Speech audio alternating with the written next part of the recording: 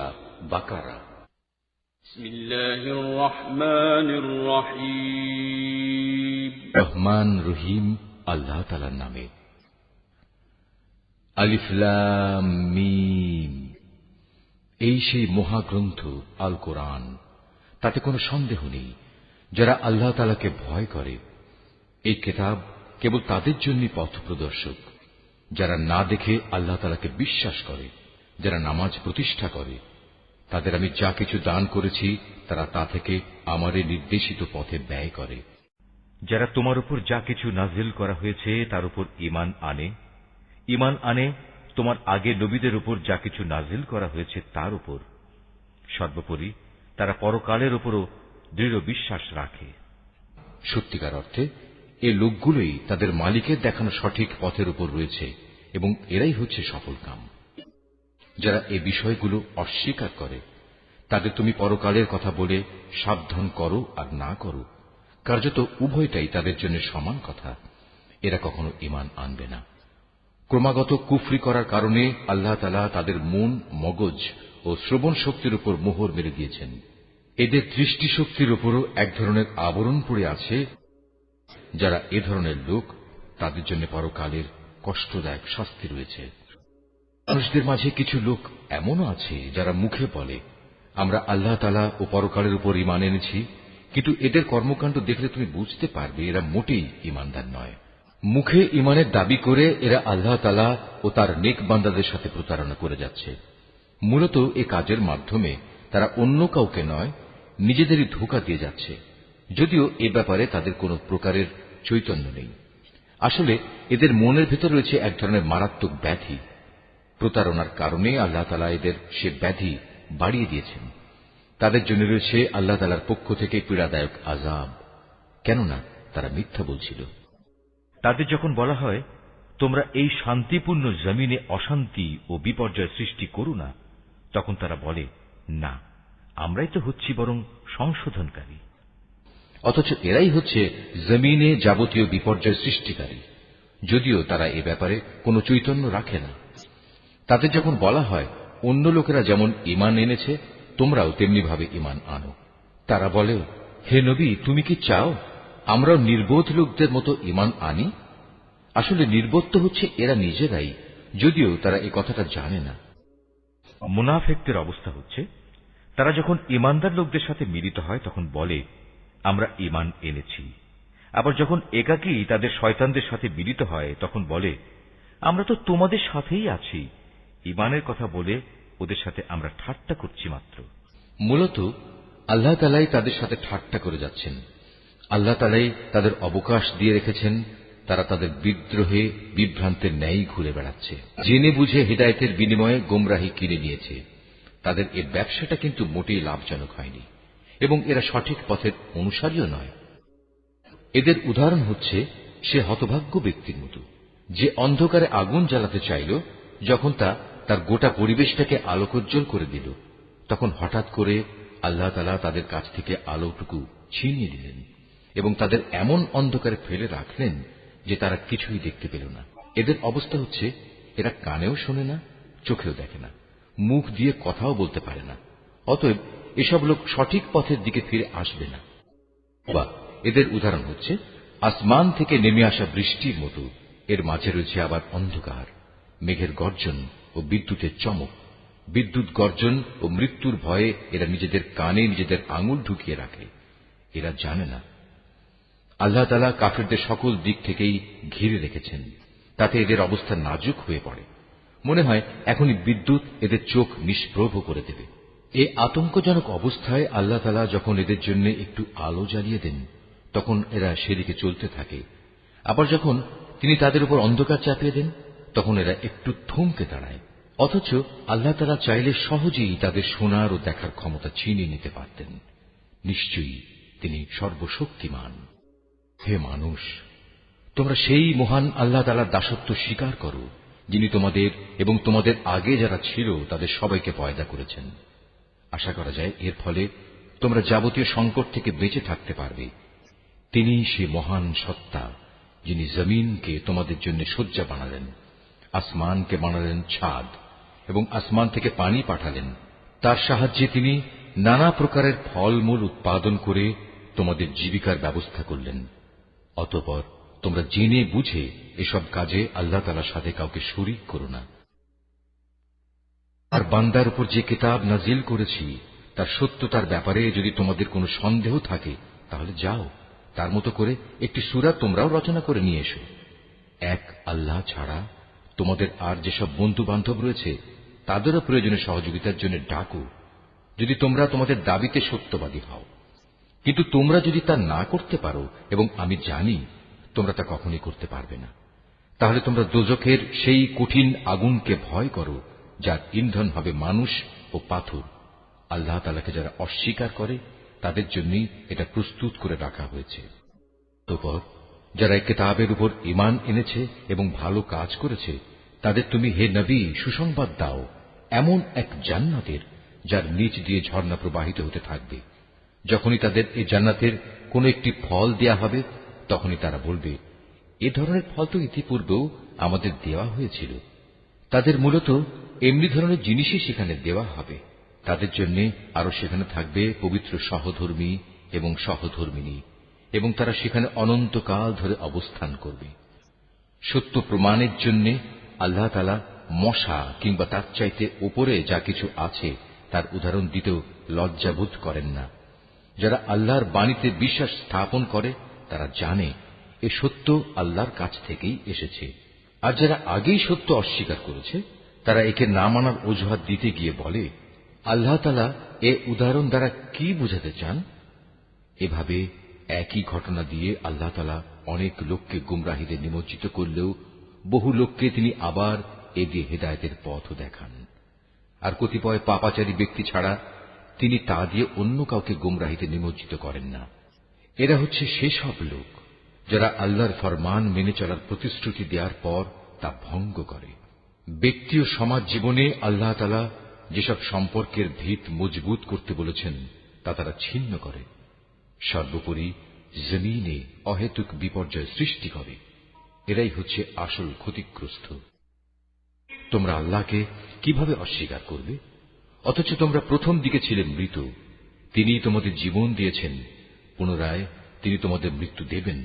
অতঃপর সর্বশেষে তিনি আবার তোমাদের জীবন দান করবেন, এবং এভাবেই তোমাদের একদিন তাঁর কাছে ফিরে যেতে হবে। তিনি সেই মহান সত্তা যিনি এ পৃথিবীর সব কিছু তোমাদের ব্যবহারের জন্য তৈরি করেছেন। অতঃপর তিনি আসমানের দিকে মনোনিবেশ করলেন এবং তাকে 7 আসমানে বিন্যস্ত করলেন। তিনি সবকিছু সম্পর্কেই সম্যক অবগত আছেন। নবী, স্মরণ করো যখন তোমার মালিক তাঁর ফেরেশতাদের সম্বোধন করে বললেন, আমি পৃথিবীতে আমার খলিফা বানাতে চাই। তারা বলল, তুমি কি এমন কাউকে খলিফা বানাতে চাও যে তোমার জমিনে বিশৃঙ্খলা ও বিপর্যয় সৃষ্টি করবে এবং স্বার্থের জন্য তারা রক্তপাত করবে? আমরাই তো তোমার প্রশংসা সহকারে তোমার তাসবিহ পড়ছি এবং প্রতিনিয়ত তোমার পবিত্রতা বর্ণনা করছি। আল্লাহ তাআলা বললেন, আমি যা জানি তোমরা তা জানো না। আল্লাহ তাআলা অতঃপর তাঁর খলিফা আদমকে প্রয়োজনীয় সব জিনিসের নাম শিখিয়ে দিলেন। পরে তিনি সেগুলো ফেরেশতাদের কাছে পেশ করে বললেন, তোমাদের আশঙ্কার ব্যাপারে তোমরা যদি সত্যবাদী হও তাহলে তোমরা আমাকে এর নামগুলো বলো তো। বলল, হে আল্লাহ তাআলা, তুমি পবিত্র, আমাদের তো এর বাইরে আর কিছুই জানা নেই যা তুমি আমাদের শিক্ষা দিয়েছ। তুমিই একমাত্র জ্ঞানী, একমাত্র কুশলী। আল্লাহ তাআলা এবার আদমকে বললেন, তুমি তাদের কাছে তাদের নামগুলো বলে দাও। অতএব আদম আল্লাহর নির্দেশে তাদের সামনে তাদের নামগুলো যখন সুন্দরভাবে বলে দিল, তখন আল্লাহ তাআলা বললেন, আমি কি তোমাদের বলিনি যে আমি আসমান সমূহ ও জমিনের যাবতীয় গোপন বস্তু জানি, এবং তোমরা যা কিছু প্রকাশ করো আর যা কিছু গোপন করো আমি তাও ভালোভাবে জানি। আল্লাহ তাআলা যখন ফেরেশতাদের বললেন, তোমরা সম্মানের প্রতীক হিসেবে আদমের জন্য সাজদা করো, অতঃপর তারা আল্লাহর আদেশে আদমের সামনে সাজদা অবনত হল, শুধু ইবলিস ছাড়া। সে সাজদা করতে অস্বীকার করল এবং অহংকার করল। অতঃপর সে নাফরমানদের দলে শামিল হয়ে গেল। আমি বললাম, হে আদম, তুমি এবং তোমার স্ত্রী পরম সুখে এই বেহেশতে বসবাস করতে থাকো, এবং এর নিয়ামত থেকে যা তোমাদের মন চায় তাই তোমরা স্বাচ্ছন্দ্যের সাথে আহার করো, তবে এই গাছটির পাশেও যেও না, অন্যথায় তোমরা দুজনই সীমা লঙ্ঘনকারীদের মধ্যে সামিল হয়ে যাবে। কিন্তু শয়তান শেষ পর্যন্ত সেখান থেকে তাদের উভয়ের পদস্খলন ঘটাল। তারা উভয়ে বেহেশতের যেখানে ছিল সেখান থেকে সে তাদের বের করেই ছাড়ল। আর আমি তাদের বললাম, তোমরা একজন আরেকজনের দুশমন হিসেবে এখান থেকে নেমে পড়ো। তোমাদের পরবর্তী বাসস্থান হবে পৃথিবী, সেখানে একটি নির্দিষ্ট সময় পর্যন্ত তোমাদের জন্য জীবনের যাবতীয় উপকরণ থাকবে। অতঃপর আদম তার মালিকের কাছ থেকে হেদায়েত সম্বলিত কিছু বাণী পেল। আল্লাহ তাআলা তার উপর ক্ষমা পরবশ হলেন, অবশ্যই তিনি বড় মেহেরবান ও ক্ষমাশীল। আমি তাদের বললাম, তোমরা সবাই এবার এখান থেকে নেমে যাও, তবে যেখানে যাবে অবশ্যই সেখানে আমার পক্ষ থেকে তোমাদের কাছে জীবন বিধান সম্পর্কিত হেদায়েত আসবে। অতঃপর যে আমার সেই বিধান মেনে চলবে তার কোনো ভয় নেই, তাদের কোনো প্রকার উৎকণ্ঠিতও হতে হবে না। আর যারা আমার বিধান অস্বীকার করবে এবং আমার আয়াতসমূহ মিথ্যা প্রতিপন্ন করে লাগামহীন জীবন যাপন করবে, তারা অবশ্যই জাহান্নামের বাসিন্দা হবে, তারা সেখানে চিরদিন থাকবে। হে বনী ইসরাইল জাতি, তোমাদের উপর আমি যেসব নিয়ামত দিয়েছি তোমরা সেগুলো স্মরণ করো, আমার আনুগত্যের প্রতিশ্রুতি তোমরা পূর্ণ করো। আমিও এর বিনিময়ে তোমাদের দুনিয়া ও আখিরাতের পুরস্কারের প্রতিশ্রুতি পূর্ণ করব, এবং তোমরা একমাত্র আমাকেই ভয় করো। আমি মুহাম্মাদের কাছে যা কোরআন নাজিল করেছি তোমরা এর উপর ঈমান আনো, যা তোমাদের কাছে যা কিছু আছে তার সত্যায়নকারী। তোমরা কিছুতেই এর প্রথম অস্বীকারী হইও না, এবং বৈষয়িক স্বার্থে সামান্য মূল্যে আমার আয়াত বিক্রি করো না, এবং তোমরা শুধু আমাকেই ভয় করো। তোমরা মিথ্যা দিয়ে সত্যকে পোশাক পরিয়ে দিও না, এবং সত্যকে জেনে বুঝে লুকিয়েও রেখো না। তোমরা নামাজ প্রতিষ্ঠা করো, যাকাত আদায় করো। যারা আমার সামনে অবনত হয় তাদের সাথে মিলে তোমরাও আমার আনুগত্য স্বীকার করো। তোমরা কি মানুষদের ভালো কাজের আদেশ করো এবং নিজেদের জীবনে তা বাস্তবায়নের কথা ভুলে যাও? অথচ তোমরা সবাই আল্লাহর কেতাব পড়ো, কিন্তু কেতাবের এ কথা তোমরা কি বোঝো না? হে ঈমানদার ব্যক্তিরা, তোমরা সবর ও নামাজের মাধ্যমে আল্লাহর কাছে সাহায্য চাও। যাবতীয় হক আদায় করে নামাজ প্রতিষ্ঠা করা অবশ্যই একটা কঠিন কাজ, কিন্তু যারা আল্লাহকে ভয় করে তাদের কথা আলাদা। যারা জানে একদিন তাদের সবাইকে তাদের মালিকের সামনাসামনি হতে হবে এবং তাদের সবাইকে তাঁর কাছে ফিরে যেতে হবে, তার জন্য এটা কঠিন কিছু নয়। হে বনী ইসরাইল জাতি, তোমরা আমার সেই নিয়ামতের কথা স্মরণ করো যা আমি তোমাদের দান করেছি। আমার সেই নিয়ামতের মধ্যে একটি ছিল, আমি তোমাদের সৃষ্টিকুলের উপর প্রাধান্য দিয়েছিলাম। হে ঈমানদার ব্যক্তিরা, তোমরা সেই দিনটিকে ভয় করো যেদিন একজন আরেকজনের কোনোই কাজে আসবে না। একজনের কাছ থেকে আরেকজনের পক্ষে কোনো সুপারিশও সেদিন গ্রহণ করা হবে না, এবং কারো কাছ থেকে মুক্তিপণ নেয়া কিংবা তা নিয়ে কাউকে ছেড়ে দেয়া হবে না, না তাদের সেদিন কোন রকম সাহায্য করা হবে। স্মরণ করো যখন আমি তোমাদের ফেরাউনের লোকদের গোলামি থেকে মুক্তি দিয়েছিলাম।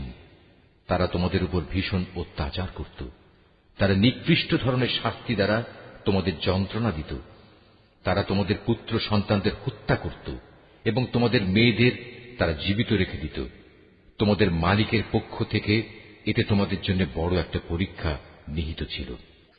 আরো স্মরণ করো যখন আমি তোমাদের জন্য সমুদ্রকে দ্বিধা বিভক্ত করে দিয়েছিলাম, অতঃপর আমি তোমাদের সমূহ মৃত্যুর হাত থেকে বাঁচিয়ে দিয়েছিলাম, এবং আমি ফেরাউন ও তার দলবলকে সমুদ্রে ডুবিয়ে দিয়েছিলাম, আর তোমরা তা তো নিজেরাই প্রত্যক্ষ করেছিলে। আরো স্মরণ করো যখন মূসাকে আমি বিশেষ একটি কাজে 40 রাত নির্ধারণ করে দিলাম, তার যাওয়ার পর তোমরা একটি বাছুরকে মাবুদ রূপে গ্রহণ করে নিলে। তোমরা এতে করে ভীষণ জুলুম করেছিলে। অতঃপর এ অপরাধ সত্ত্বেও আমি পুনরায় তোমাদের ক্ষমা করে দিয়েছি এ আশায় যে তোমরা আমার কৃতজ্ঞতা আদায় করবে। সে কথাও স্মরণ করো যখন আমি মূসাকে কেতাব ও ন্যায় অন্যায়ের পরককারী একটি মানদণ্ড দান করেছি, যাতে করে তোমরা হেদায়েতের পথে চলতে পারো। আরো স্মরণ করো মূসা যখন তার নিজ লোকদের কাছে এসে বলল, হে আমার জাতি, তোমরা আমার অবর্তমানে বাছুরকে মাবুদ হিসেবে গ্রহণ করে যে বড় রকমের জুলুম করেছ, তার জন্য অবিলম্বে আল্লাহর দরবারে তওবা করো এবং তোমরা তোমাদের নিজেদের শিরকে অভিশপ্ত নফস সমূহকে হত্যা করো। এর মাঝেই আল্লাহর কাছে তোমাদের জন্য কল্যাণ রয়েছে।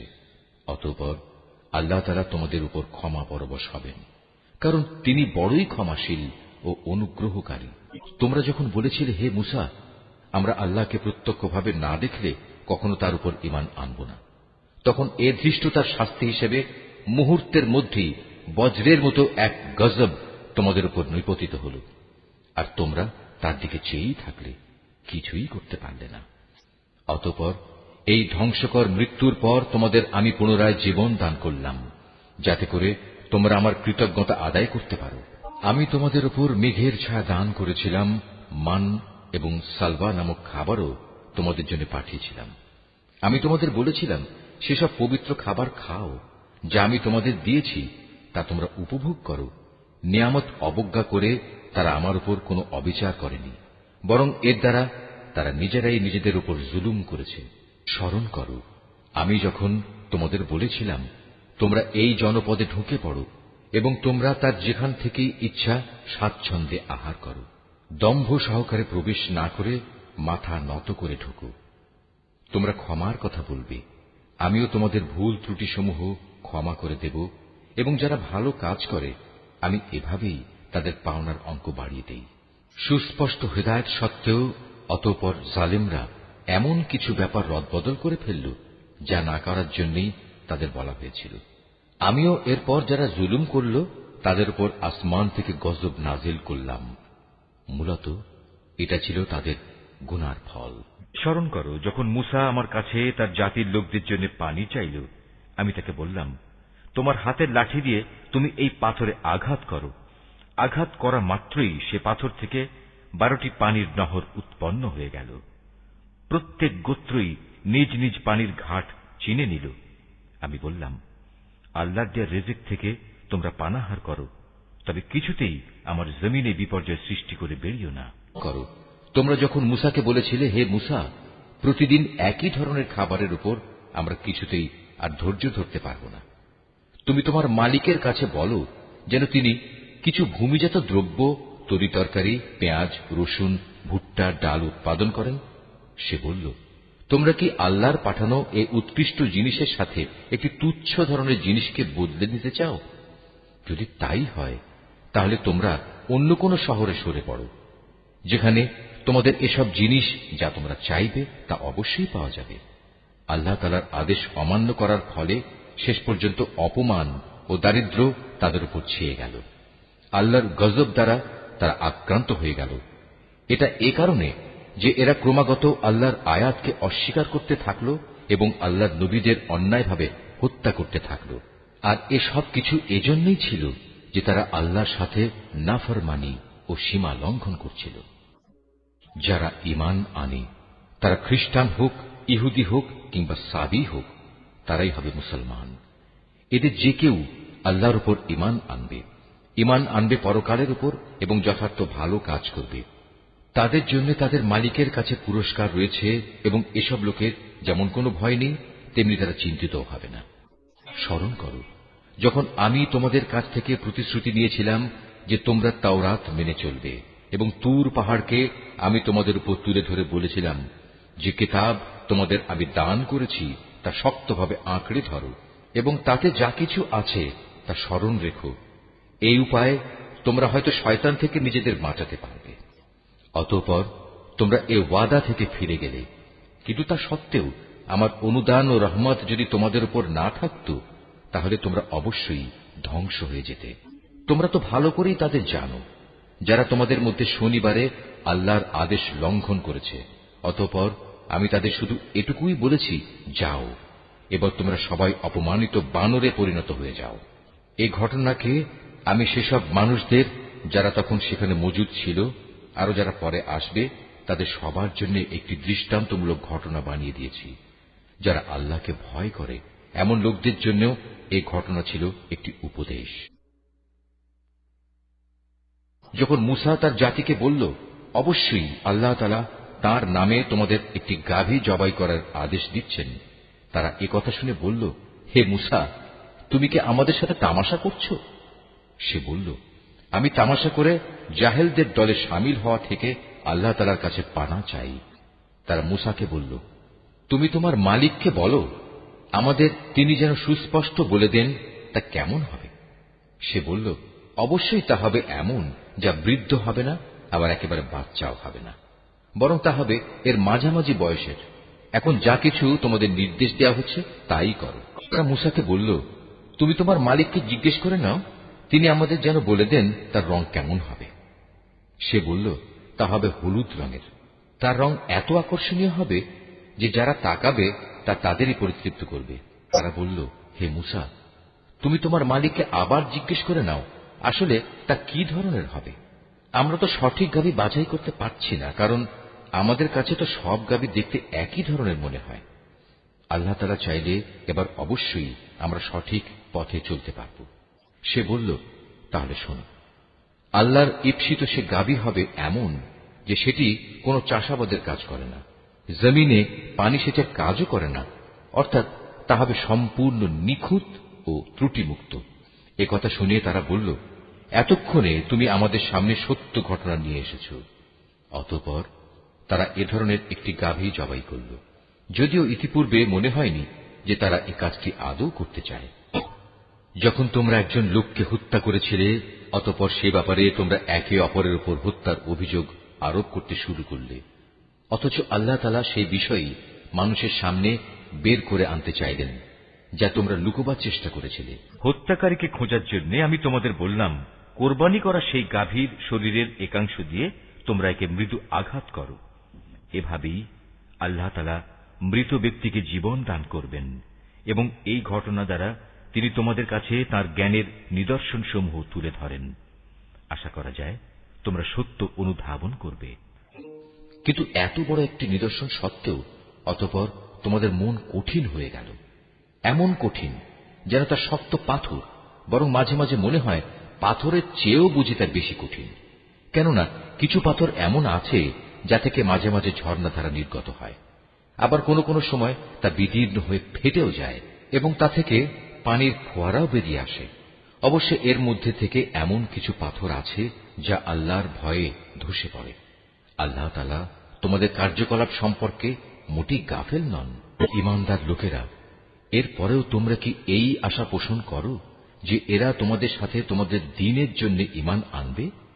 অথচ এদের একাংশ যুগ যুগ ধরে আল্লাহর কিতাব শুনে আসছে, অতঃপর তারা তাকে বিকৃত করছে, অথচ এরা ভালো করেই তা জানে। অবস্থা হচ্ছে, এরা যখন ঈমানদারদের সাথে সাক্ষাৎ করে তখন বলে, আমরা ঈমান এনেছি, কিন্তু এরাই আবার যখন গোপনে একে অপরের সাথে মিলিত হয় তখন বলে, তোমরা কি মুসলমানদের কাছে সেসব কথা প্রকাশ করে দাও যা আল্লাহ তাআলা মুহাম্মদের নবুয়ত সম্পর্কে আগেই তাওরাতে তোমাদের উপর ব্যক্ত করেছেন। খবরদার, তোমরা এমনটি কখনো করো না, তাহলে তারা একদিন তোমাদের মালিকের সামনে এটা দিয়েই তোমাদের বিরুদ্ধে সাক্ষ্য উত্থাপন করবে। তোমরা কি এটুকু কথাও বুঝতে পারো না? এরা কি জানে না আল্লাহর কিতাবে যা কিছু এরা গোপন করে, আবার নিজেদের স্বার্থে তারা যা প্রকাশ করে তা সবই আল্লাহ তাআলা জানেন। এদের আরেকটি দল যারা একান্ত অশিক্ষিত, নিরক্ষর, এরা আল্লাহর কিতাব সম্পর্কে কিছুই জানে না। আল্লাহর কিতাব যেন এদের কাছে একটি নিছক ধ্যান ধারণা সর্বস্ব পুস্তক মাত্র। এরা শুধু অমূলক ধারণাই করে থাকে। সেসব লোকের জন্য ধ্বংস অনিবার্য যারা হাত দিয়ে কিতাব লিখে নেয়, তারপর দুনিয়ার সামনে বলে এগুলো হচ্ছে আল্লাহ তাআলার পক্ষ থেকে অবতীর্ণ শরীয়তের বিধান। তাদের উদ্দেশ্য হচ্ছে যেন তা দিয়ে দুনিয়ার কিছু স্বার্থ তারা কিনে নিতে পারে। অতঃপর তাদের হাত যা কিছু রচনা করেছে তার জন্য তাদের ধ্বংস ও দুর্ভোগ, যা কিছু তারা উপার্জন করেছে তার জন্য তাদের দুর্ভোগ। নির্বোধ লোকেরা বলে, জাহান্নামের আগুন কখনোই আমাদের স্পর্শ করবে না, একান্ত যদি করেও তা হবে নির্দিষ্ট কয়েকটা দিনের জন্য মাত্র। হে নবী, তুমি তাদের বলো, তোমরা কি আল্লাহর কাছ থেকে এমন কোন প্রতিশ্রুতি আদায় করে নিয়েছ? আল্লাহ তাআলা তো কখনো তার প্রতিশ্রুতি ভঙ্গ করেন না। না তোমরা জেনে বুঝেই আল্লাহ তাআলা সম্পর্কে এমন সব কথা বলে বেড়াচ্ছ যা তোমরা নিজেরাই জানো না। হ্যাঁ, যে কোনো ব্যক্তি স্বেচ্ছায় অপরাধ করেছে এবং যাকে তার পাপ ঘিরে রেখেছে, এমন লোকেরাই হচ্ছে জাহান্নামের অধিবাসী, এবং সেখানে তারা চিরদিন অবস্থান করবে। আবার যারাই আল্লাহর উপর ঈমান আনবে এবং ভালো কাজ করবে, তারা বেহেশতবাসী হবে, তারা সেখানে চিরদিন থাকবে। যখন আমি বনী ইসরায়েলদের কাছ থেকে এ মর্মে প্রতিশ্রুতি নিয়েছিলাম যে তোমরা আল্লাহ তাআলা ছাড়া অন্য কারো ইবাদত করবে না এবং মাতা পিতার সাথে সৎ ব্যবহার করবে, আত্মীয় স্বজন, এতিম মিসকিনদের সাথে ভালো ব্যবহার করবে, মানুষদের সুন্দর কথা বলবে, নামাজ প্রতিষ্ঠা করবে, যাকাত প্রদান করবে, কিন্তু এ সত্ত্বেও তোমাদের মধ্যে সামান্য কিছু সংখ্যক লোক ছাড়া অধিকাংশই অতঃপর সেদিন ফিরে গেছ। এভাবেই তোমরা প্রতিশ্রুতি থেকে মুখ ফিরিয়ে নিয়েছিলে। তোমাদের কাছ থেকে আমি এ প্রতিশ্রুতিও নিয়েছিলাম যে তোমরা কেউ কারো রক্তপাত করবে না এবং নিজেদের লোকদের তাদের ঘর বাড়ি থেকে উচ্ছেদ করবে না। অতঃপর তোমরা তা স্বীকার করে নিয়েছিলে। তোমরা তো নিজেরাই এ সাক্ষ্য দিচ্ছ। পর এই তো হচ্ছে, তোমরা একে অপরকে তোমরা হত্যা করতে লাগলে। তোমাদের এক দলকে তোমরা তাদের ভিটে মাটি থেকে বিতাড়িত করে দিতে লাগলে। অন্যায় এবং জুলুম দ্বারা জালেমদের তোমরা তাদের উপর পৃষ্ঠপোষকতা করতে থাকলে। শুধু তাই নয়, কোন লোক যুদ্ধবন্দী হয়ে তোমাদের কাছে এলে তোমরা তাদের জন্য মুক্তিপণ দাবি করো, অথচ তাদের ঘরবাড়ি থেকে উচ্ছেদ করাটাই ছিল তোমাদের উপর অবৈধ কাজ এবং আল্লাহ তাআলাকে দেয়া প্রতিশ্রুতির লঙ্ঘন। তোমরা কি তাহলে আল্লাহর কিতাবের একাংশ বিশ্বাস করো এবং আরেকাংশ অবিশ্বাস করো? সাবধান, কখনো যদি কোনো জাতি কিংবা ব্যক্তি দ্বীনের অংশ বিশেষের উপর ঈমান আনয়নের এ আচরণ করে, তাদের শাস্তি এছাড়া আর কি হবে? যে পার্থিব জীবনে তাদের লাঞ্ছনা ভোগ করতে হবে, তাদের পরকালেও কঠিনতম আযাবের দিকে নিক্ষেপ করা হবে। তোমরা প্রতিনিয়ত যা করছ, আল্লাহ তাআলা সে সব কিছু থেকে মোটেও উদাসীন নন। বস্তুত এই লোকেরা আখিরাতের স্থায়ী জীবনের বিনিময়ে দুনিয়ার অস্থায়ী জীবন খরিদ করে নিয়েছে। এরা যেহেতু আযাব বিশ্বাসই করেনি, তাই আল্লাহ তাআলার পক্ষ থেকে তাদের আযাব কিঞ্চিত পরিমাণ হালকা করা হবে না, আর না তাদের কোন দিক থেকে কোন রকম সাহায্য করা হবে। মূসাকে কিতাব দিয়েছি, তারপর একে একে আমি আরো অনেক নবী পাঠিয়েছি এবং বাপ ছাড়া সন্তান পয়দা করার মতো সুস্পষ্ট নিদর্শন দিয়ে আমি মরিয়ম পুত্র ঈসাকে পাঠিয়েছি এবং আমার পাঠানো বাণী ও পবিত্র আত্মার মাধ্যমে তাকে আমি সাহায্য করেছি। অথচ যখনই তোমাদের কাছে আল্লাহর কোন নবী আসত, তোমাদের মনোপুত না হলে তোমরা অহংকারের বশবর্তী হয়ে তাদের অস্বীকার করেছ। তাদের কাউকে তোমরা মিথ্যাবাদী বলেছ, আবার তাদের একদলকে তোমরা হত্যাও করেছ। তারা বলে, হিদায়াতের জন্য আমাদের মন ও তার দরজা বন্ধ হয়ে আছে। আসলে আল্লাহ তাআলাকে তাদের ক্রমাগত অস্বীকার করার কারণে তিনি তাদের উপর অভিসম্পাত করেছেন। অতঃপর তাদের সামান্য পরিমাণ লোকই আল্লাহর উপর ঈমান এনেছে। এখনই তাদের কাছে আল্লাহর কাছ থেকে কিতাব নাজিল হল, যা তাদের কাছে মজুদ কিতাবের সত্যতা স্বীকার করে। তাছাড়া এর আগে তারা নিজেরাই সমাজের অন্যান্য কাফেরদের উপর বিজয়ী হওয়ার জন্য এই কিতাব ও তার বাহকের আগমন কামনা করেছিল। কিন্তু আজ যখন তা তাদের কাছে এলো এবং যা তারা যথাযথ চিনতেও পারল, তাই তারা অস্বীকার করল। যারা আল্লাহর কিতাব অস্বীকার করে, তাদের উপর আল্লাহর অভিসম্পাত নাজিল হোক। কত নিকৃষ্ট বস্তু সেটি, যার বিনিময়ে তারা তাদের নিজেদের মন প্রাণ বিক্রয় করে দিয়েছে। শুধু গোঁড়ামির বশবর্তী হয়েই তারা আল্লাহর নাজিল করা বিধান অস্বীকার করেছে, শুধু এ কারণে যে আল্লাহ তাআলা তার বান্দাদের মধ্যে থেকে যাকে চান তাকে নবুয়ত দিয়ে অনুগ্রহ করেন। তাদের এ কুফরির ফলে তারা ক্রোধের উপর ক্রোধে আক্রান্ত হল। আর কাফেরদের জন্য তো এমনই অপমানজনক শাস্তি রয়েছে। তাদের বলা হয়, আল্লাহ তাআলা যা কিছু নাজিল করেছেন তার উপর ঈমান আনো।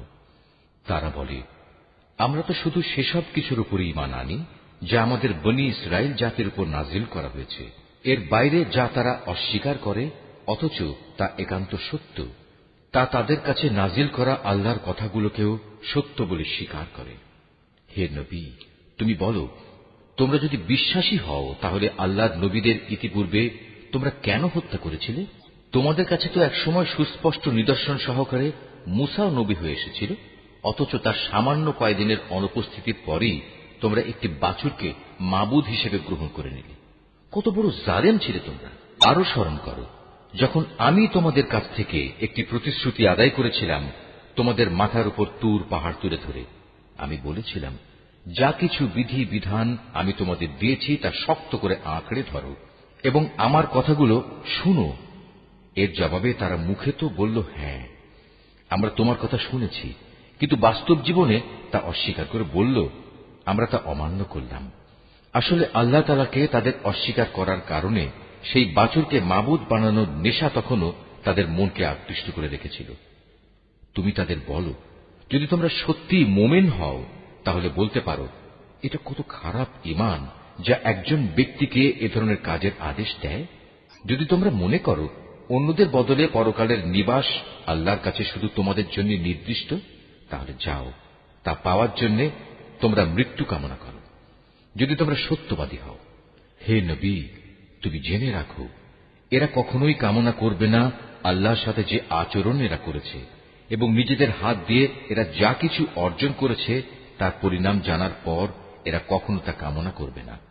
আল্লাহ তাআলা জালেমদের ভালো করে জানেন। সত্যি কথা হচ্ছে, এদেরকেই বরং তুমি দেখতে পাবে বেঁচে থাকার ব্যাপারে এরা বেশি লোভী। আল্লাহ তাআলার সাথে যারা শিরক করে, এ বনী ইসরায়েলের লোকেরা তাদের চেয়েও এক কদম অগ্রসর।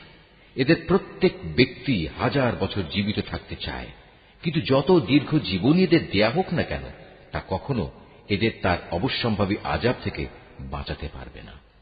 আল্লাহ তাআলা এদের যাবতীয় কাজকর্ম পুঙ্খানুপুঙ্খ পর্যবেক্ষণ করেন। হে নবী, তুমি বলো, কে সে ব্যক্তি যে জিব্রাইলের শত্রু হতে পারে, অথচ সে তো আল্লাহর আদেশে আল্লাহর বাণীসমূহ তোমার অন্তঃকরণে নাজিল করে দেয়, তাও এমন এক বাণী যা তাদের কাছে মজুদ বিষয়সমূহের সত্যতা স্বীকার করে। সর্বোপরি এ হচ্ছে মোমেনদের জন্য সুসংবাদবাহী গ্রন্থ। যারা আল্লাহর শত্রু তার বাণীবাহক ফেরেশতার ও নবী রসুলের শত্রু জিব্রাইলের ও মিকাইলের, তারা একদিন এ কথাটা বুঝতে পারবে। স্বয়ং আল্লাহ তাআলাই হচ্ছেন কাফেরদের বড় শত্রু। আমি তোমার কাছে সুস্পষ্ট নিদর্শন পাঠিয়েছি, পাপী ব্যক্তিরা ছাড়া এ সবকিছু কেউই অস্বীকার করতে পারে না। কিংবা যখনই তারা আল্লাহর সাথে কোনো ওয়াদা করেছে তখনই তাদের এক দল তা ভঙ্গ করেছে। আসলে তাদের অধিকাংশই ঈমানদার ছিল না। যখনই তাদের কাছে আল্লাহর পক্ষ থেকে কোনো নবী আসে এবং যে তাদের কাছে আগের কিতাবে যেসব কথা মজুদ রয়েছে তার সত্যতা স্বীকার করে, তখনই সেই আগের কিতাবের ধারকদের একটি দল পূর্ববর্তী কিতাবের কথাগুলো এমনভাবে তাদের পেছনের দিকে ফেলে দিল যেন তারা এ ব্যাপারে কিছুই জানে না। আল্লাহর প্রতি অবজ্ঞা প্রদর্শন করেই এরা ক্ষান্ত হয়নি। জাদু মন্ত্রের এমন কিছু জিনিসও এরা অনুসরণ করতে শুরু করল যা শয়তান কর্তৃক সুলাইমান নবীর রাজত্বের সময় সমাজে চালু করা হয়েছিল। সত্য কথা হচ্ছে, সুলাইমান কখনো জাদুকে আল্লাহ বিরোধী কাজে ব্যবহার করে আল্লাহকে অস্বীকার করেনি। আল্লাহকে তো অস্বীকার করেছে সেসব অভিশপ্ত শয়তান যারা মানুষকে জাদুমন্ত্র শিক্ষা দিয়েছে। জাদু পাগল মানুষদের পরীক্ষার উদ্দেশ্যে আল্লাহ তাআলা হারুত মারুত নামে যে দুজন ফেরেশতাকে ব্যাবিলনে পাঠিয়েছেন, আল্লাহর সেই দুজন ফেরেশতা কাউকে যখনই এ বিষয়ের শিক্ষা দিত, প্রথমেই তারা এ কথাটা তাদের বলে দিত, আমরা তো হচ্ছি আল্লাহর পরীক্ষা মাত্র। অতএব কোন অবস্থায় তুমি এ বিদ্যা দিয়ে আল্লাহ তাআলাকে অস্বীকার করো না। এ সত্ত্বেও তারা তাদের কাছ থেকে এমন কিছু বিদ্যা শিখে নিয়েছিল যা দিয়ে এরা স্বামী স্ত্রীর মাঝে বিচ্ছেদের সৃষ্টি করত। যদিও আল্লাহর ইচ্ছা ছাড়া কোনো দিনই কেউ কারো সামান্যতম ক্ষতিও সাধন করতে পারবে না। তারা মূলত এমন কিছু শেখে যা তাদের কোনো উপকার যেমন করতে পারে না, তেমনি তা তাদের কোনো ক্ষতিও করতে পারে না। তারা যদি জানত শ্রম ও অর্থ দিয়ে যা তারা কিনে নিয়েছে পরকালে তার কোনো মূল্য নেই। তারা নিজেদের জীবনের পরিবর্তে যা ক্রয় করে নিয়েছে তা সত্যি নিকৃষ্ট। কত ভালো হতো যদি তারা কথাটা জানত। তারা যদি আল্লাহর উপর ঈমান আনত এবং তাঁকেই ভয় করত, তাহলে আল্লাহর পক্ষ থেকে তারা উৎকৃষ্টতম পুরস্কার পেত। কত ভালো হতো যদি তারা এটা অনুধাবন করত। হে ঈমানদার ব্যক্তিরা, ধৃষ্টতার সাথে কখনো বলো না, হে নবী, তুমি আমাদের কথা শোনো, বরং তার দৃষ্টি আকর্ষণ করার জন্য বলো, হে নবী, আমাদের প্রতি লক্ষ্য করো এবং তোমরা সর্বদা তার কথা শুনবে। মনে রাখবে, যারা তার কথা অমান্য করে তাদের জন্য অত্যন্ত বেদনাদায়ক শাস্তি রয়েছে। আসলে এই আহলে কিতাব কিংবা যারা আল্লাহর সাথে প্রকাশ্য শিরক করে তারা কেউই এটা পছন্দ করে না। যে তোমার কাছে তোমার মালিকের পক্ষ থেকে নবুয়তের মতো কোনো ভালো কিছু নাজিল হোক, কিন্তু তারা জানে না আল্লাহ তাআলা যাকে চান তাকেই তার অনুগ্রহে বিশেষভাবে বেছে নেন। আল্লাহ তাআলা অত্যন্ত অনুগ্রহশীল। আমি যখন কোনো আয়াত বাতিল করে দেই বা বিশেষ কারণে মানুষদের তা ভুলিয়ে দিতে চাই, তখন তার জায়গায় তার চেয়ে উৎকৃষ্ট কিংবা তারই মতো কোনো আয়াত এনে হাজির করি। তুমি কি জানো না আল্লাহ তাআলা সবকিছুর উপর ক্ষমতাবান? তুমি কি জানো না আসমান সমূহ ও জমিনের সার্বভৌমত্ব একমাত্র আল্লাহ তাআলার জন্যই নির্দিষ্ট? তিনি ছাড়া তোমাদের কোনো বন্ধু নেই, কোনো সাহায্যকারীও নেই। তোমরা কি তোমাদের নবীর কাছে সে ধরনের উদ্ভট প্রশ্ন করতে চাও যিনি তোমাদের আগে মূসাকে করা হয়েছিল? কেউ যদি ঈমানকে কুফরির সাথে বদল করে নেয়, অবশ্যই সে ব্যক্তি সোজা পথ থেকে গোমরা হয়ে যাবে। আহলে কিতাবদের অনেকেই বিদ্বেষের কারণে চাইবে যেভাবেই হোক তোমাদের ঈমানের আলোর বদলে আবার সেই কুফরির অন্ধকারে ফিরিয়ে নিতে। এমনকি সত্য তাদের কাছে স্পষ্ট হয়ে যাওয়ার পরও তারা এ পথ থেকে বিরত হবে না। অতএব তাদের ব্যাপারে আল্লাহর সিদ্ধান্ত আসা পর্যন্ত তোমরা ক্ষমার নীতি অবলম্বন করো এবং তাদের সাথে ভালো ব্যবহার করো। আল্লাহ তাআলা সব কিছুর উপর অবশ্যই ক্ষমতাশালী। তোমরা নামাজ প্রতিষ্ঠা করো এবং যাকাত আদায় করো।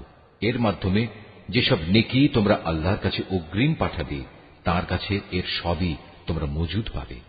তোমরা যা কিছুই করো আল্লাহ তাআলা অবশ্যই এর সব কিছু দেখতে পান। তারা বলে ইহুদি ও খ্রিস্টান ছাড়া আর কেউই বেহেশতে যাবে না। আসলে এটা হচ্ছে তাদের মিথ্যা কল্পনা। তুমি হে নবী বলো, যদি তোমরা সত্যবাদী হও তাহলে তোমাদের দলিল প্রমাণ নিয়ে এসো। তবে হ্যাঁ, যে কোনো ব্যক্তি আল্লাহর সামনে নিজের সত্তাকে সমর্পণ করে দেবে এবং সে হবে অবশ্যই একজন নেককার মানুষ। তার জন্য তার মালিকের কাছে এর বিনিময় রয়েছে। তাদের কোনো ভয়ভীতি নেই, আর না সেদিন তাদের চিন্তান্বিত হতে হবে। ইহুদিরা বলে খ্রিস্টানরা কোনো কিছুর উপর প্রতিষ্ঠিত নয়, খ্রিস্টানরা বলে ইহুদিরা কোনো কিছুর উপর প্রতিষ্ঠিত নয়। অথচ এদের অবস্থা হচ্ছে এরা উভয়ই আল্লাহর কিতাব পাঠ করে, আদৌ আল্লাহর কিতাবের কোনো কিছুই জানে না। এমন লোকেরা আবার এদের উভয় সম্পর্কে একই ধরনের কথা বলে। তারা যে বিষয়ে মতবিরোধ করছে আল্লাহ তাআলা শেষ বিচারের দিনে সে বিষয়ে তাদের মাঝে মীমাংসা করে দেবেন।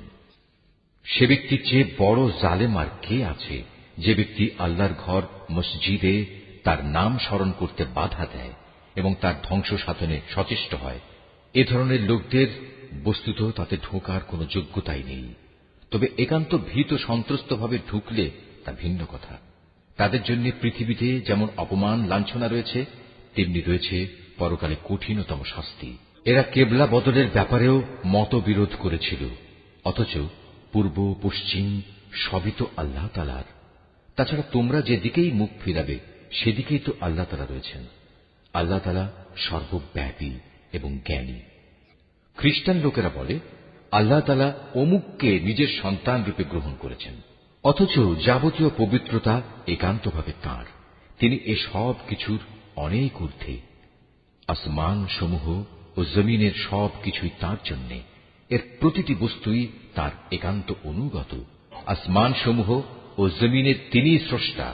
যখন তিনি কোনো একটি বিষয়ের সিদ্ধান্ত করেন সে ব্যাপারে শুধু এটুকুই বলেন হও, আর সাথে সাথেই তা হয়ে যায়। যারা সঠিক কথা জানে না তারা বলে আল্লাহ তাআলা নিজে আমাদের সাথে কথা বলেন না কেন, অথবা এমন কোন নিদর্শন আমাদের কাছে কেন পাঠান না যার মাধ্যমে আমরা তাকে দেখতে পাব। এদের আগের লোকেরাও এদের মতো করেই কথা বলত। এদের সবার মন আসলে একই ধরনের।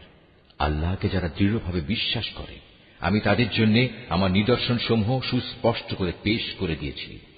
অবশ্যই আমি তোমাকে সত্য দিন সহ পাঠিয়েছি আযাবের ভীতি প্রদর্শনকারী ও জান্নাতের সুসংবাদবাহী হিসেবে। জেনে রেখো, তোমাকে জাহান্নামের অধিবাসীদের দায় দায়িত্বের ব্যাপারে প্রশ্ন করা হবে না। ইহুদি ও খ্রিস্টানরা কখনো তোমার ওপর খুশি হবে না। হ্যাঁ, তুমি যদি কখনো তাদের দলের অনুসরণ করতে শুরু করো তখনই এরা খুশি হবে। তুমি তাদের বলে দাও আল্লাহ তাআলার হেদায়েতই হচ্ছে একমাত্র পথ। সাবধান, তোমার কাছে সঠিক জ্ঞান আসার পরও যদি তুমি তাদের ইচ্ছানুসারে চলতে থাকো তাহলে আল্লাহ তাআলা ছাড়া তুমি কোনো বন্ধু ও সাহায্যকারী পাবে না। আহলে কিতাবদের মাঝে এমন কিছু লোক আছে যারা এ কোরআনকে যেভাবে নিষ্ঠার সাথে পড়া দরকার সেভাবেই পড়ে, তারা তার উপর ঈমানও আনে। যারা একে অস্বীকার করে তারাই হচ্ছে ক্ষতিগ্রস্ত লোক। হে বনী ইসরাইল জাতি, তোমরা আমার সে নিয়ামত স্মরণ করো যা আমি তোমাদের দান করেছি। সে নিয়ামতের অংশ হিসেবে আমি তোমাদের দুনিয়ার অন্যান্য জাতির উপর শ্রেষ্ঠত্ব দান করেছি।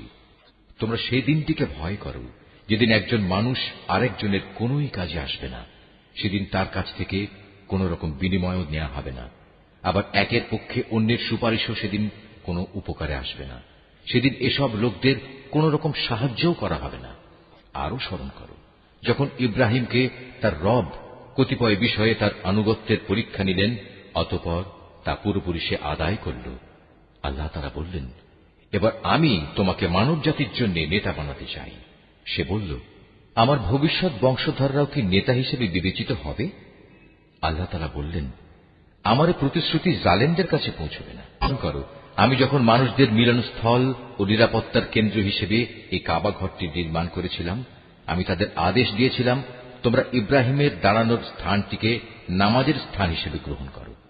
আমি ইব্রাহিম ও ইসমাইলকে আদেশ দিয়েছিলাম যেন তারা আমার ঘর কাবাকে হজ ও ওমরার তাওয়াফকারীদের জন্য, আল্লাহর ইবাদতে আত্মনিয়োগকারীদের জন্য, সর্বোপরি তার নামে রুকু সেজদাকারীদের জন্য পবিত্র করে রাখে। ইব্রাহিম যখন বলেছিল, হে মালিক, এ শহরকে তুমি শান্তি ও নিরাপত্তার শহর বানিয়ে দাও এবং এখানকার অধিবাসীদের মাঝে যে ব্যক্তি আল্লাহ তাআলা এবং পরকালে বিশ্বাস করে তুমি তাদের ফলমূল দিয়ে আহারের যোগান দাও। আল্লাহ তাআলা বললেন, হ্যাঁ, যে ব্যক্তি আমাকে অস্বীকার করবে তাকেও আমি অল্প কয়েকদিন জীবনের উপায় উপকরণ সরবরাহ করতে থাকব। অতঃপর অচিরেই আমি তাদের আগুনের আযাব ভোগ করতে বাধ্য করব, যা সত্যি বড় নিকৃষ্টতম স্থান। ইব্রাহিম ও ইসমাইল যখন এই ঘরের ভিত্তি উঠাচ্ছিল তখন তারা আল্লাহর কাছে দোয়া করল, হে আমাদের মালিক, আমরা যে উদ্দেশ্যে এই ঘর নির্মাণ করেছি তা তুমি আমাদের কাছ থেকে কবুল করো। একমাত্র তুমি সবকিছু জানো এবং সবকিছু শোনো। তারা আরো বলল, হে আমাদের মালিক, আমাদের উভয়কেই তুমি তোমার অনুগত মুসলিম বান্দা বানাও এবং আমাদের পরবর্তী বংশধরদের মাঝ থেকেও তুমি তোমার একদল অনুগত বান্দা বানিয়ে দাও। হে মালিক, তুমি আমাদের তোমার ইবাদতের আনুষ্ঠানিকতা সমূহ দেখিয়ে দাও এবং তুমি আমাদের উপর দয়া পরবশ হও, কারণ তুমি অত্যন্ত দয়া পরবশ ও পরম দয়ালু। হে আমাদের মালিক, তাদের বংশের মধ্যে তাদের নিজেদের মাঝ থেকে তুমি এমন একজন রাসূল পাঠাও যে তাদের কাছে তোমার আয়াতসমূহ পড়ে শোনাবে, তাদের তোমার কিতাবের জ্ঞান ও প্রজ্ঞা শিক্ষা দেবে, উপরন্তু সে তাদের পবিত্র করে দেবে। হে আল্লাহ, তুমি আমাদের এই দোয়া কবুল করো, কারণ তুমি মহাপরাক্রমশালী ও পরম কুশলী। জেনে বুঝে যে নিজেকে মূর্খ বানিয়ে রেখেছে সে ব্যক্তি ছাড়া আর কে এমন হবে যে ইব্রাহিমের আনিত জীবন বিধান থেকে মুখ ফিরিয়ে নেবে? অথচ তাকে আমি দুনিয়ার নবুয়তের জন্য বাছাই করে নিয়েছি। শেষ বিচারের দিনেও সে আমার নেক লোকদের মধ্যে শামিল হবে। যখন আমি তাকে বললাম, তুমি আমার অনুগত মুসলিম হয়ে যাও, সে বলল, আমি সৃষ্টিকুলের মালিক আল্লাহ তাআলার পূর্ণ আনুগত্য স্বীকার করে নিলাম। যে পথ ইব্রাহিম নিজের জন্য বেছে নিল সে পথে চলার জন্য সে তার সন্তান সন্ততিকেও ওসিয়ত করে গেল। ইয়াকুবও তার সন্তানদের ওসিয়ত করে বলল, হে আমার সন্তানরা, নিশ্চয়ই আল্লাহ তাআলা তোমাদের জন্য এই দ্বীন ইসলাম মনোনীত করে দিয়েছেন। অতএব কোন অবস্থায় এই জীবন বিধানের আনুগত্য স্বীকার ব্যতি রেখে তোমরা মৃত্যুবরণ করো না। হে ইহুদি জাতি, তোমরা কি তখন সেখানে উপস্থিত ছিলে যখন ইয়াকুবের সামনে তার মৃত্যু এসে হাজির হল এবং সে যখন তার ছেলে মেয়েদের বলল, বলো, আমার মৃত্যুর পর তোমরা কার ইবাদত করবে? তারা বলল, আমরা অবশ্যই তোমার মাবুদ, তোমার পূর্বপুরুষ ইব্রাহিম, ইসমাইল ও ইসহাকের মাবুদের ইবাদত করব। এ মাবুদ হচ্ছেন একক, আমরা তার আত্মসমর্পণকারী বান্দা হয়ে থাকব। এরা ছিল এক ধরনের জাতি যারা আজ গত হয়ে গেছে। তারা যা করে গেছে তা তাদের নিজেদের জন্য, আবার তোমরা যা করবে তা হবে তোমাদের নিজেদের জন্য। তারা যা কিছু করছিল সে ব্যাপারে তোমাদের কিছু জিজ্ঞেস করা হবে না। বলে, তোমরা ইহুদি কিংবা খ্রিস্টান হয়ে যাও, তাহলে তোমরা সঠিক পথে পরিচালিত হবে। হে নবী, তুমি বলো, আমাদের কাছে তো বরং ইব্রাহিমের একনিষ্ঠ মতাদর্শই রয়েছে, আর সে কখনো মুশরিকদের অন্তর্ভুক্ত ছিল না। তোমরা বলো, আমরা তো আল্লাহর উপর ঈমান এনেছি এবং ঈমান এনেছি আল্লাহ তাআলা আমাদের কাছে যা কিছু নাজিল করেছেন তার উপর। আমাদের আগে ইব্রাহিম, ইসমাইল, ইসহাক, ইয়াকুব ও তাদের পরবর্তী সন্তানদের উপর যা কিছু নাজিল করা হয়েছে তাও আমরা মানি। তাছাড়া মুসা, ঈসা সহ সব নবীকে তাদের মালিকের পক্ষ থেকে যা কিছু দেওয়া হয়েছে তার উপর আমরা ঈমান এনেছি। আমরা এদের কারো মধ্যেই কোনো তারতম্য করি না। আমরা তো হচ্ছি আল্লাহরই অনুগত বান্দা। আর এরা যদি তোমাদের মতোই আল্লাহর উপর ঈমান আনত তাহলে তারাও সঠিক পথ পেত। তারা যদি সে পথ থেকে ফিরে আসে তাহলে তারা অবশ্যই উপদলীয় অনৈক্যের মাঝে পড়ে যাবে। আল্লাহ তাআলাই তোমার জন্য যথেষ্ট হবেন। তিনি শোনেন, তিনিই জানেন। হে নবী, তাদের তুমি বলো, আসল রং হচ্ছে আল্লাহ তাআলারই। এমন কে আছে যার রং তার রঙের চেয়ে উৎকৃষ্ট হতে পারে? আমরা ঘোষণা করছি আমরা তাঁরই ইবাদত করি। তুমি তাদের বলো, তোমরা কি স্বয়ং আল্লাহ তাআলার ব্যাপারেই আমাদের সাথে বিতর্কে লিপ্ত হতে চাও? অথচ তিনি যেমন আমাদের মালিক তেমনি তিনি তোমাদেরও মালিক। আমাদের কাজ আমাদের জন্য আর তোমাদের কাজ তোমাদের জন্য। আমরা তাঁর আনুগত্যের ব্যাপারে সবাই হচ্ছি নিষ্ঠাবান। অথবা তোমরা কি একথা বলতে চাও যে ইব্রাহিম, ইসমাইল, ইসহাক, ইয়াকুব ও তাদের বংশধররা সবাই ছিল ইহুদি কিংবা খ্রিস্টান? হে নবী, তুমি বলে দাও, এ ব্যাপারে তোমরা বেশি জানো না আল্লাহ তাআলা বেশি জানেন? যদি কোনো ব্যক্তি তার কাছে মজুদ আল্লাহর কাছ থেকে আগত সাক্ষ্য প্রমাণ গোপন করে তাহলে তার চেয়ে বড় জালেম আর কে হতে পারে?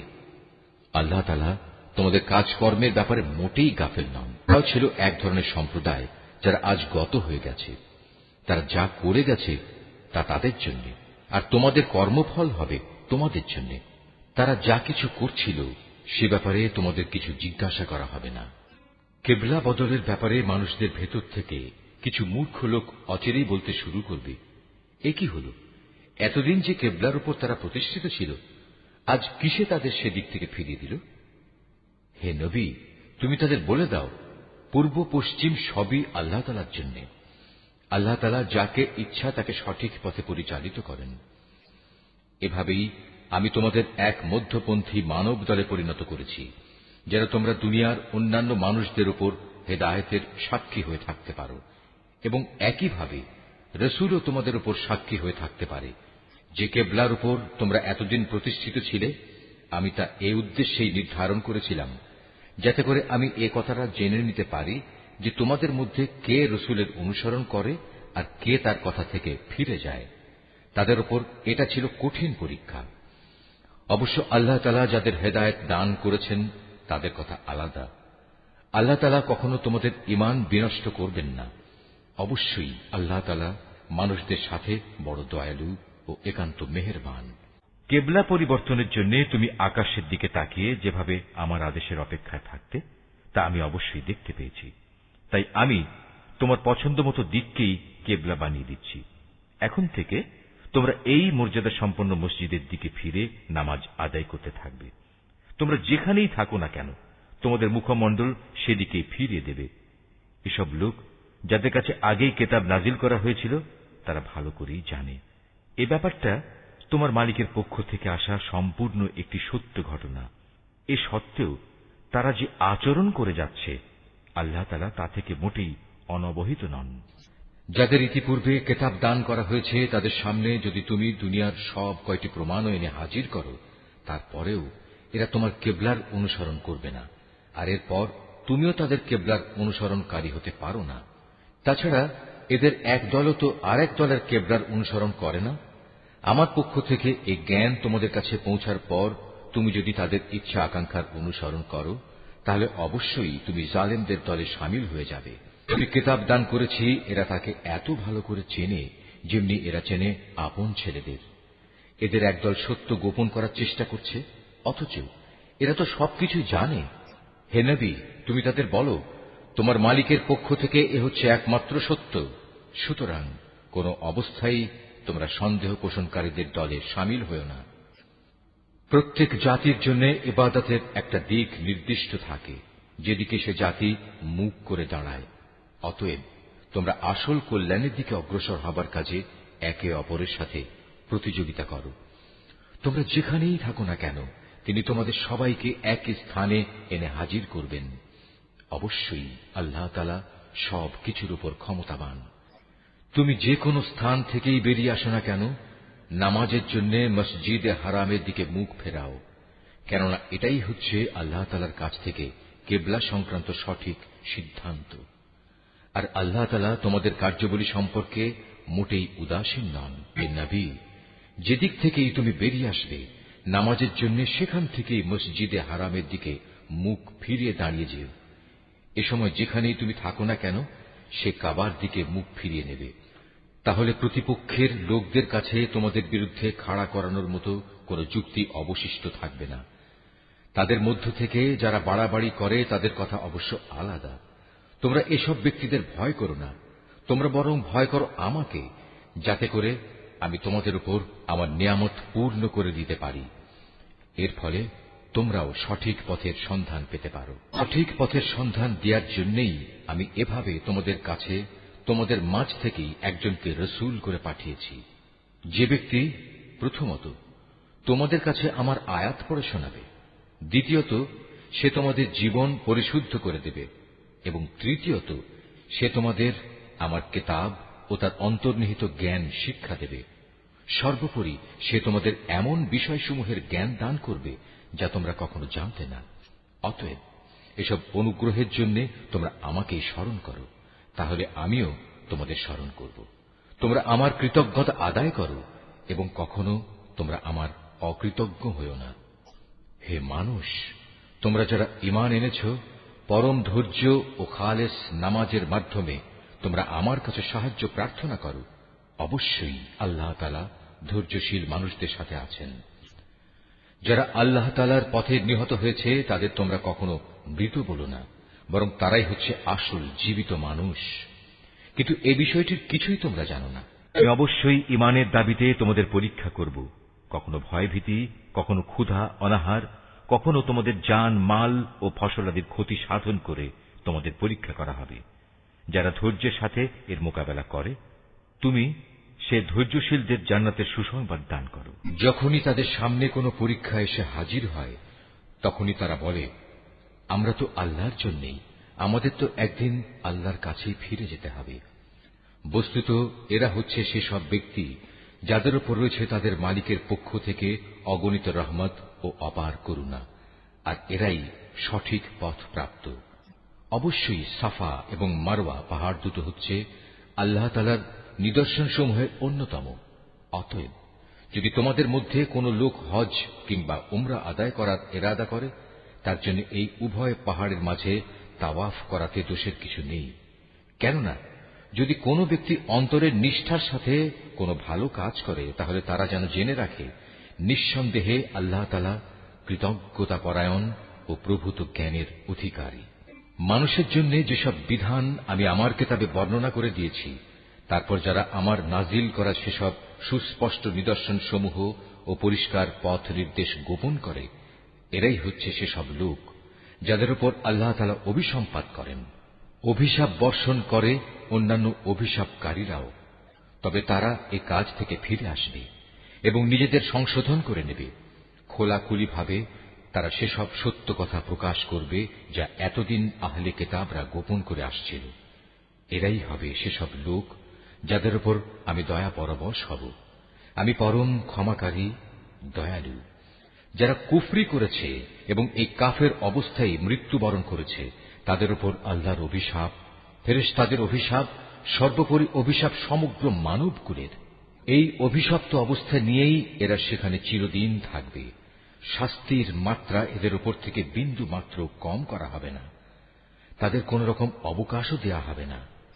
তোমাদের মাবুদ হচ্ছেন একজন, তিনি ছাড়া দ্বিতীয় কোনো মাবুদ নেই। তিনি দয়ালু, তিনি মেহেরবান। নিঃসন্দেহে আসমান জমিনের সৃষ্টির মাঝে, রাত দিনের এই আবর্তনের মাঝে, মহাসাগরে ভাসমান জাহাজসমূহে যা মানুষের জন্য কল্যাণকর দ্রব্য সামগ্রী নিয়ে ঘুরে বেড়ায়, এর সব কয়টিতে আল্লাহ তাআলার নিদর্শন মজুদ রয়েছে। আরো আছে আল্লাহ তাআলা আকাশ থেকে বৃষ্টি আকারে যা কিছু নাজিল করেন সেই বৃষ্টির পানির মাঝে। ভূমির নির্জীব হওয়ার পর তিনি এ পানি দ্বারা তাতে নতুন জীবন দান করেন। অতঃপর এই ভূখণ্ডে সব ধরনের প্রাণীর তিনি আবির্ভাব ঘটান। অবশ্যই বাতাসের প্রবাহ সৃষ্টি করার মাঝে এবং সে মেঘমালা যা আসমান জমিনের মাঝে বশীভূত করে রাখা হয়েছে, তার মাঝে সুস্থ বিবেকবান সম্প্রদায়ের জন্য নিদর্শন রয়েছে। মানুষদের মাঝে কিছু সংখ্যক এমনও রয়েছে যে আল্লাহর বদলে অন্য কিছুকে তাঁর সমকক্ষ মনে করে। তারা তাদের তেমনি ভালোবাসে যেমনটি শুধু আল্লাহ তাআলাকেই তাদের ভালোবাসা উচিত। আর যারা সত্যিকার অর্থে আল্লাহ তাআলার উপর ঈমান আনে তারা তো তাকেই সর্বাধিক পরিমাণে ভালোবাসবে। যারা আল্লাহর আনুগত্য না করে বাড়াবাড়ি করছে, তারা যদি আযাব স্বচক্ষে দেখতে পেত তাহলে এরা বুঝতে পারত আসমান জমিনের সমুদয় শক্তি একমাত্র আল্লাহর জন্যই। শাস্তি দেওয়ার ব্যাপারে তিনি অত্যন্ত কঠোর। সেদিন ভয়াবহ শাস্তি দেখে হতভাগ্য লোকেরা দুনিয়ায় যাদের তারা মেনে চলত তাদের অনুসারীদের সাথে সম্পর্ক ছেদের কথা বলবে, আমরা তো এদের চিনিই না। এদের উভয়ের মধ্যেকার ভঙ্গুর সব সম্পর্ক সেদিন ছিন্ন বিচ্ছিন্ন হয়ে যাবে। এ হতাশাগ্রস্ত অনুসারীরা সেদিন বলবে, আবার যদি একবার আমাদের জন্য পৃথিবীতে ফিরে যাবার সুযোগ থাকত, তাহলে আজ যেমনি করে তারা আমাদের সাথে সম্পর্ক ছেদ করেছে, আমরা সেখানে গিয়ে তাদের সাথে যাবতীয় সম্পর্ক ছেদ করে আসতাম। এভাবেই আল্লাহ তাআলা তাদের সমগ্র জীবনের কর্মকাণ্ডগুলো তাদের সামনে একরাশ লজ্জা ও আক্ষেপ হিসেবে তুলে ধরবেন। তাদের জন্য যে জাহান্নাম নির্ধারিত হয়ে আছে, এরা কখনো সেই জাহান্নাম থেকে বেরিয়ে আসতে পারবে না। হে মানুষ, তোমরা আল্লাহর জমিনে যা কিছু হালাল ও পবিত্র জিনিস আছে তা খাও, এবং হালাল হারামের ব্যাপারে শয়তানের পদাঙ্ক অনুসরণ করো না। অবশ্যই সে তোমাদের প্রকাশ্য দুশমন। শয়তানের কাজ হচ্ছে সে তোমাদের সব সময় পাপ ও অশ্লীল কাজের আদেশ দেয়, যাতে করে আল্লাহ তাআলার নামে তোমরা এমন সব কথা বলতে শুরু করো যা সম্পর্কে তোমরা কিছুই জানো না। তাদের যখন বলা হয় আল্লাহ তাআলা যা কিছু নাজিল করেছেন তোমরা তা মেনে চলো, তারা বলে, আমরা তো শুধু সে পথেরই অনুসরণ করব যে পথের উপর আমরা আমাদের বাপ দাদাদের পেয়েছি। তাদের বাপ দাদারা যদি এ ব্যাপারে কোনো জ্ঞান বুদ্ধির পরিচয় নাও দিয়ে থাকে, কিংবা তারা যদি হেদায়েত নাও পেয়ে থাকে, তবু কি তারা তাদের অনুসরণ করবে? এভাবে যারা হেদায়েত অস্বীকার করে তাদের উদাহরণ হচ্ছে এমন জন্তুর মতো যে তার পালের আরেকটি জন্তুকে যখন ডাক দেয় তখন পেছনে সেই জন্তুটি তার চিৎকার ও কান্নার আওয়াজ ছাড়া আর কিছুই শুনতে পায় না। মূলত এরা কানেও শোনে না, কথাও বলতে পারে না, চোখেও দেখে না। এ কারণে হেদায়েতের কথাও এরা বোঝে না। মানুষ, তোমরা যারা ঈমান এনেছ, আমি যেসব পাক পবিত্র জিনিস তোমাদের দান করেছি নিঃসংকোচে তা তোমরা খাও, এবং এই নিয়ামতের জন্য আল্লাহ তাআলার শুকর আদায় করো। অবশ্য যদি তোমরা হালাল হারামের ব্যাপারে একান্তভাবে শুধু তাঁরই দাসত্ব করো। অবশ্যই তিনি মৃত জন্তুর গোশত, সব ধরনের রক্ত ও শূকরের গোশত হারাম ঘোষণা করেছেন, এবং এমন সব জন্তু হারাম করেছেন যা আল্লাহ তাআলা ছাড়া অন্য কারো নামে জবাই কিংবা উৎসর্গ করা হয়েছে। তবে সে ব্যক্তির কথা আলাদা যাকে এজন্য বাধ্য করা হয়েছে। যদি সে ব্যক্তি এমন হয় যে সে আল্লাহর আইনের সীমা লঙ্ঘনকারী হয় না, অথবা যেটুকু হলে জীবনটা বাঁচে তার চেয়ে বেশি ভোগ করে তাতে অভ্যস্ত হয়ে পড়ে না, তাহলে এই অপারগতার সময় হারাম খেলে তার উপর কোনো গুনাহ নেই। অবশ্যই আল্লাহ তাআলা ক্ষমাশীল, তিনি অনেক মেহেরবান। এ সত্ত্বেও যারা আল্লাহর নাজিল করা তাঁর কিতাবের অংশবিশেষ গোপন করে রাখে এবং সামান্য বৈষয়িক মূল্যে তা বিক্রি করে দেয়, তারা এটা দিয়ে যা হাসিল করে তা হচ্ছে আগুন, যা দিয়ে তারা নিজেদের পেট ভর্তি করে রাখে। শেষ বিচারের দিনে আল্লাহ তাআলা তাদের সাথে কথা বলবেন না, তিনি তাদের সেদিন পবিত্রও করবেন না। ভয়াবহ আযাব এদের জন্য নির্দিষ্ট। এরা হেদায়েতের বদলে গুমরাহির পথ কিনে নিয়েছে, ক্ষমার বদলে তারা আযাব বেছে নিয়েছে। এরা ধৈর্যের সাথে ধীরে ধীরে জাহান্নামের আগুনের উপর গিয়ে পড়েছে। এটা এই জন্যে আল্লাহ তাআলা মানব জাতির জন্য আগে থেকেই সত্য দ্বীন সহকারে কিতাব নাজিল করে দিয়েছেন। যারা এই কিতাবে মতবিরোধে লিপ্ত হয়েছে তারা সত্য ও ন্যায়ের পথ থেকে অনেক দূরে বিক্ষিপ্ত হয়ে গেছে। তোমরা তোমাদের মুখ পূর্ব দিকে ফেরাও বা পশ্চিম দিকে ফেরাও, এতে কিন্তু কোনোই কল্যাণ নিহিত নেই। আসল নেকি হচ্ছে একজন মানুষ ঈমান আনবে আল্লাহর উপর, পরকালের উপর, ফেরেশতাদের উপর, আল্লাহর কেতাবের উপর, কেতাবের বাহক নবী রসুলদের উপর, এবং আল্লাহর দেয়া মাল সম্পদ তারই ভালোবাসা পাবার মানুষে আত্মীয় স্বজন, এতিম মিসকিন ও পথিক মুসাফিরের জন্য ব্যয় করবে। সাহায্য প্রার্থী দুস্থ মানুষ, সর্বোপরি মানুষদের কয়েদ ও দাসত্বের বন্দী দশা থেকে মুক্ত করার কাজে অর্থ ব্যয় করবে। নামাজ প্রতিষ্ঠা করবে, দারিদ্র বিমোচনের জন্য যাকাত আদায় করবে। তাছাড়াও রয়েছে সেসব পুণ্যবান মানুষ যারা প্রতিশ্রুতি দিলে তা পালন করে, ক্ষুধা দারিদ্র্যের সময় ও দুর্দিনে ধৈর্য ধারণ করে। মূলত এরাই হচ্ছে সত্যবাদী এবং এরাই হচ্ছে প্রকৃত আল্লাহভীরু মানুষ। হে মানুষ, যারা ঈমান এনেছ, তোমাদের জন্য নরহত্যার কিসাস তথা প্রতিশোধ কিভাবে নিতে হবে তা নির্ধারণ করে দেয়া হয়েছে, এবং তা এই যে মৃত স্বাধীন ব্যক্তির বদলে স্বাধীন ব্যক্তি দণ্ডাজ্ঞা পাবে, দাসের বদলে পাবে দাস, নারীর বদলে নারীর উপর দণ্ড প্রযোজ্য হবে। অবশ্য যে হত্যাকারীকে, যাকে হত্যা করা হয়েছে, তার পরিবারের লোকেরা কিংবা তার ভাইয়ের পক্ষ থেকে ক্ষমা করে দেয়া হয়, তার ক্ষেত্রে কোন ন্যায়ানুগ পন্থা অনুসরণ করে তা সম্পন্ন করতে হবে। এটা তোমাদের মালিকের পক্ষ থেকে দণ্ড হ্রাস করার উপায় এবং তার একটি অনুগ্রহ মাত্র। যদি কেউ এর পরেও বাড়াবাড়ি করে তাহলে তার জন্য কঠোর শাস্তি রয়েছে। হে বিবেকবান লোকেরা, আল্লাহর নির্ধারিত এই কিসাসের মাঝেই সত্যিকার অর্থে তোমাদের সমাজ ও জাতির জীবন নিহিত রয়েছে। আশা করা যায় অতঃপর তোমরা সতর্ক হয়ে চলবে। হে ঈমানদার লোকেরা, তোমাদের জন্য এই আদেশ জারি করা হয়েছে যে যদি তোমাদের মাঝে কোনো লোকের মৃত্যু এসে হাজির হয় এবং সে যদি কিছু সম্পদ রেখে যায়, তাহলে ন্যায়ানুগ পন্থায় তা বন্টনের কাজে তার পিতামাতা ও আত্মীয় স্বজনের জন্য ওসিয়তের ব্যবস্থা রয়েছে। এটা পরহেজগার লোকদের উপর একান্ত করণীয়। যারা তার এই ওসিয়ত শুনে নেওয়ার পর নিজেদের স্বার্থে তা পাল্টে নিল, তাদের জানা উচিত এটা বদলানোর অপরাধের দায়িত্ব তাদের উপরেই বর্তাবে। আল্লাহ তাআলা সবকিছুই শোনেন এবং সবকিছুই তার জানা। অবশ্য কারো যদি ওসিয়তকারীর কাছ থেকে এ ধরনের আশঙ্কা থাকে যে সে পক্ষপাতিত্ব করে কারো প্রতি অবিচার করে গেছে কিংবা কারো সাথে এর ফলে নাইনসাফি করা হয়েছে, তাহলে যদি সদিচ্ছা নিয়ে মূল বিষয়টি সংশোধন করে নেয়, এতে তার কোনো দোষ হবে না। আল্লাহ তাআলা বড়ই ক্ষমাশীল, মেহেরবান। হে মানুষ, তোমরা যারা ঈমান এনেছ, তোমাদের উপর রোজা ফরজ করে দেয়া হয়েছে, যেমনি করে ফরজ করা হয়েছিল তোমাদের পূর্ববর্তী লোকদের উপর, যেন তোমরা এর মাধ্যমে আল্লাহকে ভয় করতে পারো। রোজা ফরজ করা হয়েছে কয়েকটি নির্দিষ্ট দিনের জন্য। তারপরেও কেউ যদি সেই দিনগুলোতে অসুস্থ হয়ে যায় কিংবা কেউ যদি তখন সফরে থাকে, সে ব্যক্তি সমপরিমাণ দিনের রোজা সুস্থ হয়ে অথবা সফর থেকে ফিরে এসে আদায় করে নেবে। এর পরেও যাদের উপর রোজা একান্ত কষ্টকর হবে, তাদের জন্য এর বিনিময়ে ফেদিয়া থাকবে, এবং তা হচ্ছে একজন গরিব ব্যক্তিকে তৃপ্তি ভরে খাবার দেয়া।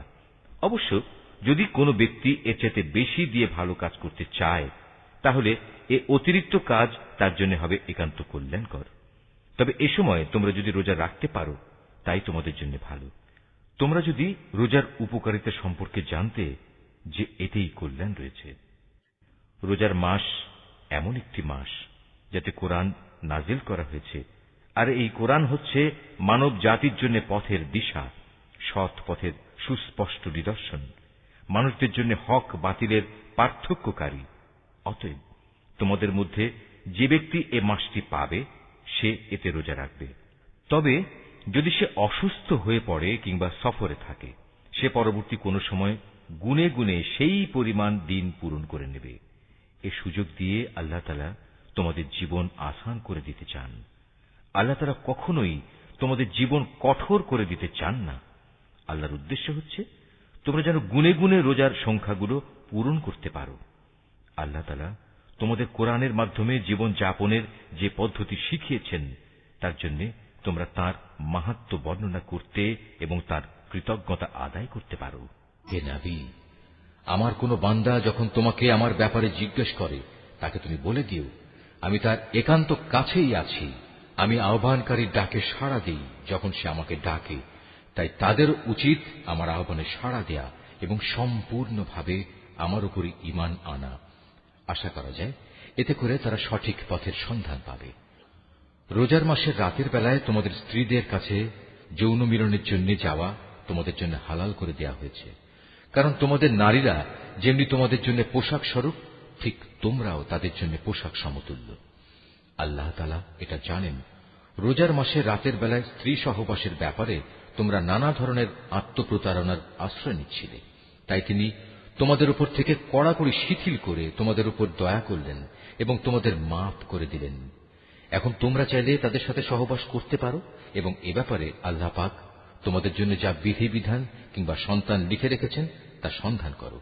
রোজার সময় পানাহারের ব্যাপারে আল্লাহর নির্দেশ হচ্ছে, তোমরা পানাহার অব্যাহত রাখতে পারো যতক্ষণ পর্যন্ত রাতের অন্ধকার রেখার ভেতর থেকে ভোরের শুভ্র আলোক রেখা তোমাদের জন্য পরিষ্কার প্রতিভাত না হয়। অতঃপর তোমরা রাতের আগমন পর্যন্ত রোজা পূর্ণ করে নাও। তবে মসজিদে যখন তোমরা ইতিকাফ অবস্থায় থাকবে তখন নারী সম্ভোগ থেকে বিরত থেকো। এই হচ্ছে আল্লাহ তাআলার নির্ধারিত সীমারেখা। অতএব তোমরা কখনো এর কাছেও যেও না। এভাবেই আল্লাহ তাআলা তাঁর যাবতীয় নিদর্শন মানুষদের জন্য বলে দিয়েছেন, যাতে করে তারা এ আলোকে আল্লাহ তাআলাকে ভয় করতে পারে। তোমরা একে অন্যের অর্থ সম্পদ অন্যায় অবৈধভাবে আত্মসাৎ করো না। আবার জেনে বুঝে অন্যায়ভাবে অন্যের সম্পদ ভোগ করার জন্য এর একাংশ বিচারকদের সামনে ঘুষ কিংবা উপঢৌকন হিসেবেও পেশ করো না। নবী, তারা তোমাকে নতুন চাঁদগুলো ও তাদের বাড়া কমা সম্পর্কে জিজ্ঞেস করবে। তুমি তাদের বলে দাও, মূলত এগুলো হচ্ছে মানব জাতির জন্য একটি স্থায়ী সময় নির্ঘণ্ট, যার মাধ্যমে মানুষরা দিন তারিখ সম্পর্কে জানতে পারে। তাছাড়া এর মাধ্যমে লোকেরা হজের সময়সূচিও জেনে নিতে পারে। এহরাম বাঁধার পর পেছন দরজা দিয়ে ঘরে প্রবেশ করার মাঝে কোনো সওয়াব নেই। আসল নেকি হচ্ছে কে আল্লাহ তাআলাকে ভয় করল তা দেখা। এখন থেকে ঘরে ঢোকার সময় সামনের দুয়ার দিয়েই তোমরা আসা যাওয়া করো। তোমরা একমাত্র আল্লাহ তাআলাকে ভয় করবে। আশা করা যায় তোমরা কামিয়াব হতে পারবে। তোমরা আল্লাহ তাআলার পথে সেসব লোকের সাথে লড়াই করো যারা তোমাদের সাথে লড়াই করে, কিন্তু কোনো অবস্থায় সীমা লঙ্ঘন করো না, কারণ আল্লাহ তাআলা কখনো সীমা লঙ্ঘনকারীদের পছন্দ করেন না। যেখানেই তোমরা তাদের পাও সেখানেই তোমরা তাদের হত্যা করো। যেসব স্থান থেকে তারা তোমাদের বহিষ্কার করে দিয়েছে তোমরাও তাদের সেসব স্থান থেকে বের করে দাও। জেনে রেখো, ফিতনা, ফাসাদ, দাঙ্গা হাঙ্গামা, নরহত্যার চাইতেও বড় অপরাধ তোমরা কাবা ঘরের পাশে কখনো তাদের সাথে যুদ্ধে লিপ্ত হও না, যতক্ষণ পর্যন্ত তারা সেখানে তোমাদের আক্রমণ না করে। তারা যদি তোমাদের সাথে যুদ্ধ করে তাহলে তোমরা তাদের সাথে যুদ্ধ করো। এভাবেই কাফেরদের শাস্তি দেয়া হয়। তবে তারা যদি যুদ্ধ বিগ্রহ থেকে ফিরে আসে তাহলে মনে রেখো, আল্লাহ তাআলা বড়ই ক্ষমাশীল ও দয়ার আধার। তোমরা তাদের সাথে লড়াই করতে থাকো যতক্ষণ না জমিন থেকে ফিতনা নির্মূল হয়ে যায় এবং আল্লাহর জমিনে আল্লাহর দেয়া জীবন ব্যবস্থা পূর্ণাঙ্গভাবে আল্লাহর জন্য নির্দিষ্ট হয়ে যায়। যদি তারা যুদ্ধ থেকে ফিরে আসে তবে তাদের সাথে আর কোনো বাড়াবাড়ি নয়। তবে হ্যাঁ, যারা নিজেরাই জালেম তাদের উপর এটা প্রযোজ্য নয়। একটি সম্মানিত মাসের বদলেই একটি সম্মানিত মাস আশা করা যাবে। প্রয়োজনে এ সম্মানিত মাস সমূহেও প্রতিশোধ ব্যবস্থা বৈধ হবে। এ সময়ে যদি কেউ তোমাদের উপর হস্ত প্রসারিত করে তাহলে তোমরাও তাদের উপর তেমনি হস্ত প্রসারিত করে জবাব দাও। তবে সর্বদাই আল্লাহকে ভয় করতে থাকো। মনে রেখো, যারা অপরাধ থেকে বেঁচে থাকে আল্লাহ তাআলা তাদের সাথে রয়েছেন। আল্লাহর পথে অর্থ সম্পদ ব্যয় করো। অর্থ সম্পদ আঁকড়ে ধরে নিজেদের হাতেই নিজেদের ধ্বংসের অতলে নিক্ষেপ করো না, এবং তোমরা অন্য মানুষদের সাথে দয়া অনুগ্রহ করো। নিশ্চয়ই আল্লাহ তাআলা অনুগ্রহকারী ব্যক্তিদের ভালোবাসেন। আল্লাহ তাআলার সন্তুষ্টির জন্য হজ ও উমরা সম্পন্ন করো। পথে যদি তোমাদের কোথাও আটকে দেয়া হয় তাহলে সে স্থানেই কোরবানির জন্য যা কিছু সহজভাবে হাতের কাছে পাওয়া যায় তা দিয়েই কোরবানি আদায় করে নাও। তবে কোরবানির পশু তার নির্দিষ্ট গন্তব্যস্থলে পৌঁছার আগ পর্যন্ত তোমরা তোমাদের মাথা মুন্ডন করো না। যদি তোমাদের মধ্যে কোনো ব্যক্তি অসুস্থ হয়ে পড়ে অথবা যদি তার মাথায় কোনো রোগ থাকে যে কারণে আগেই তার মাথা মুন্ডন করা প্রয়োজন হয়ে পড়ে, তাহলে সে যেন এর বিনিময়ে ফিদিয়া আদায় করে, এবং তা হচ্ছে কিছু রোজা রাখা অথবা অর্থ দান করা কিংবা কোরবানি আদায় করা। অতঃপর তোমরা যখন নিরাপদ হয়ে যাবে তখন তোমাদের কেউ যদি একসাথে হজ ও উমরা আদায় করতে চায়, তার উচিত তার সাধ্য অনুযায়ী কোরবানি আদায় করা। যদি কোরবানি করার মতো কোনো পশু সে না পায়, তাহলে সে যেন হজের সময়কালে 3টি এবং তোমরা যখন বাড়ি ফিরে আসবে তখন 7টি, সর্বমোট পূর্ণ 10টি রোজা রাখে।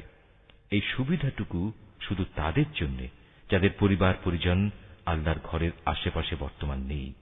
তোমরা আল্লাহকেই ভয় করো, জেনে রেখো আল্লাহ তাআলা কঠোর আযাব প্রদানকারী বটে। হজের মাসসমূহ একান্ত সুপরিচিত। সে সময়গুলোর মধ্যে যে ব্যক্তি হজ আদায় করার মনস্থ করবে সে যেন জেনে রাখে হজের ভেতর কোনো যৌন সম্ভোগ নেই, নেই কোনো অশ্লীল গালিগালাজ বা ঝগড়াঝাঁটি। আর যত ভালো কাজই তোমরা করো আল্লাহ তাআলা অবশ্যই তা জানেন। হজের নিয়ত করলে এর জন্য তোমরা পাথেয় জোগাড় করে নেবে, যদিও আল্লাহর ভয়টাই হচ্ছে মানুষের সর্বোৎকৃষ্ট পাথেয়। অতএব হে বুদ্ধিমান মানুষরা, তোমরা আমাকেই ভয় করো। হজের এ সময়গুলোতে যদি তোমরা আল্লাহর অনুগ্রহ তালাশ করতে গিয়ে কোনো অর্থনৈতিক ফায়দা হাসিল করতে চাও, তাতে তোমাদের কোনোই দোষ নেই। অতঃপর তোমরা যখন আরাফাতের ময়দান থেকে ফিরে আসবে তখন মুজদালিফায় মাশআরে হারামের কাছে এসে আল্লাহকে স্মরণ করবে, ঠিক যেমনি করে আল্লাহ তাআলা তোমাদের তাকে ডাকার পথ বলে দিয়েছেন তেমনি করে তাকে স্মরণ করবে। ইতিপূর্বে তোমরা আসলেই পথভ্রষ্টদের দলে শামিল ছিলে। তারপর তোমরা সে স্থান থেকে ফিরে এসো যেখান থেকে অন্য হজ পালনকারী ব্যক্তিরা ফিরে আসে। নিজেদের ভুল ভ্রান্তির জন্য আল্লাহ তাআলার কাছে ক্ষমা প্রার্থনা করো। নিঃসন্দেহে আল্লাহ তাআলা গুনাহ খাতা মাফ করে দেন, তিনি বড়ই দয়ালু।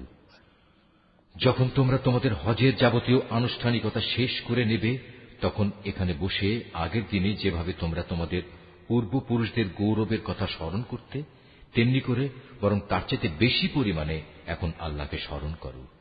মানুষদের ভেতর থেকে একদল লোক বলে, হে আমাদের মালিক, সব ভালো জিনিস তুমি আমাদের এই দুনিয়াতেই দিয়ে দাও। বস্তুত যারা এ ধরনের কথা বলে তাদের জন্য পরকালে আর কোনো পাওনাই বাকি থাকে না। আবার এ মানুষদেরই আর একদল বলে, হে আমাদের প্রতিপালক, এ দুনিয়ায়ও তুমি আমাদের কল্যাণ দান করো, পরকালেও তুমি আমাদের কল্যাণ দাও, সর্বোপরি তুমি আমাদের আগুনের আযাব থেকে নিষ্কৃতি দাও। এ ধরনের লোকদের তাদের নিজ নিজ উপার্জন মোতাবেক তাদের যথার্থ হিস্সা রয়েছে। আল্লাহ তাআলাই হচ্ছেন দ্রুত হিসাব গ্রহণকারী। হাতে গোনা হজের এ কয়টি দিনে বেশি পরিমাণে আল্লাহকে স্মরণ করো। হজের পর যদি কেউ তাড়াহুড়ো করে দুদিনের মধ্যে মিনা থেকে মক্কায় ফিরে আসে তাতে যেমন কোনো দোষ নেই, তেমনি যদি কোনো ব্যক্তি সেখানে আরো বেশি অপেক্ষা করতে চায় তাতেও কোনো দোষ নেই। এই নিয়ম হচ্ছে তার জন্য যে আল্লাহকে ভয় করেছে। তোমরা শুধু আল্লাহ তাআলাকে ভয় করো এবং জেনে রাখো একদিন তোমাদের তাঁর কাছেই জড়ো করা হবে।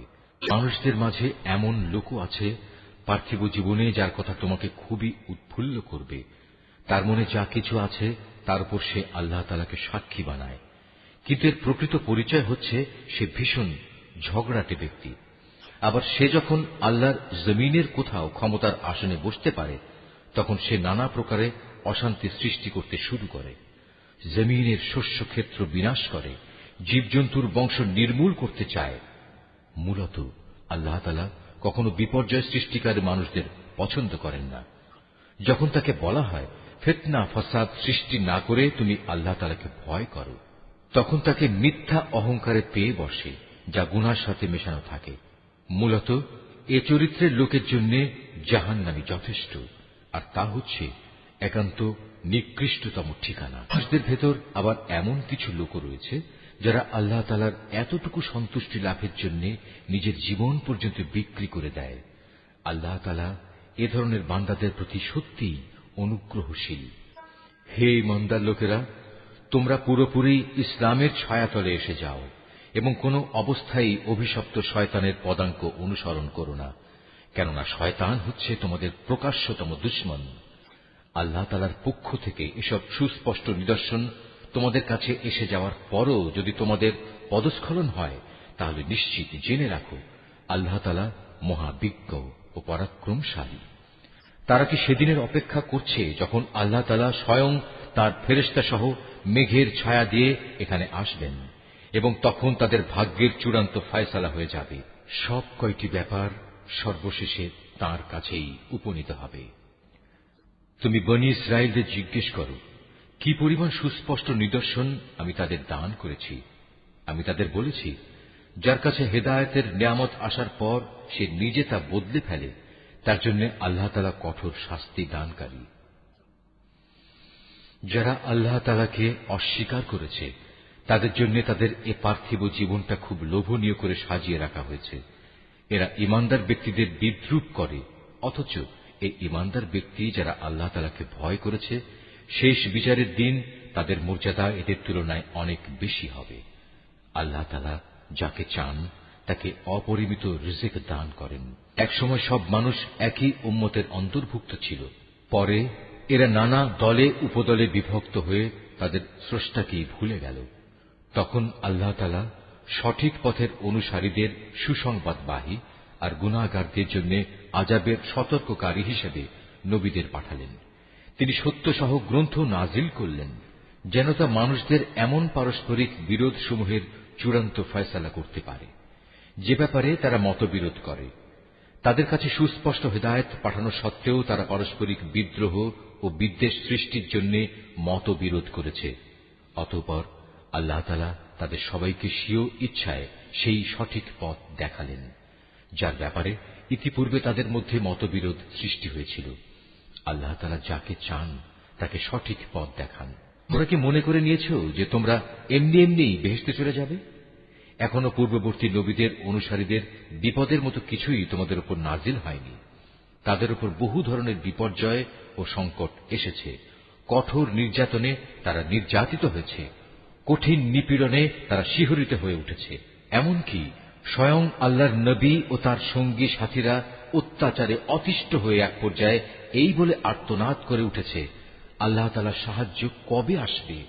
আল্লাহ তাআলা তাঁর প্রিয়জনদের সান্ত্বনা দিয়ে বললেন, অবশ্যই আল্লাহ তাআলার সাহায্য অতি নিকটে।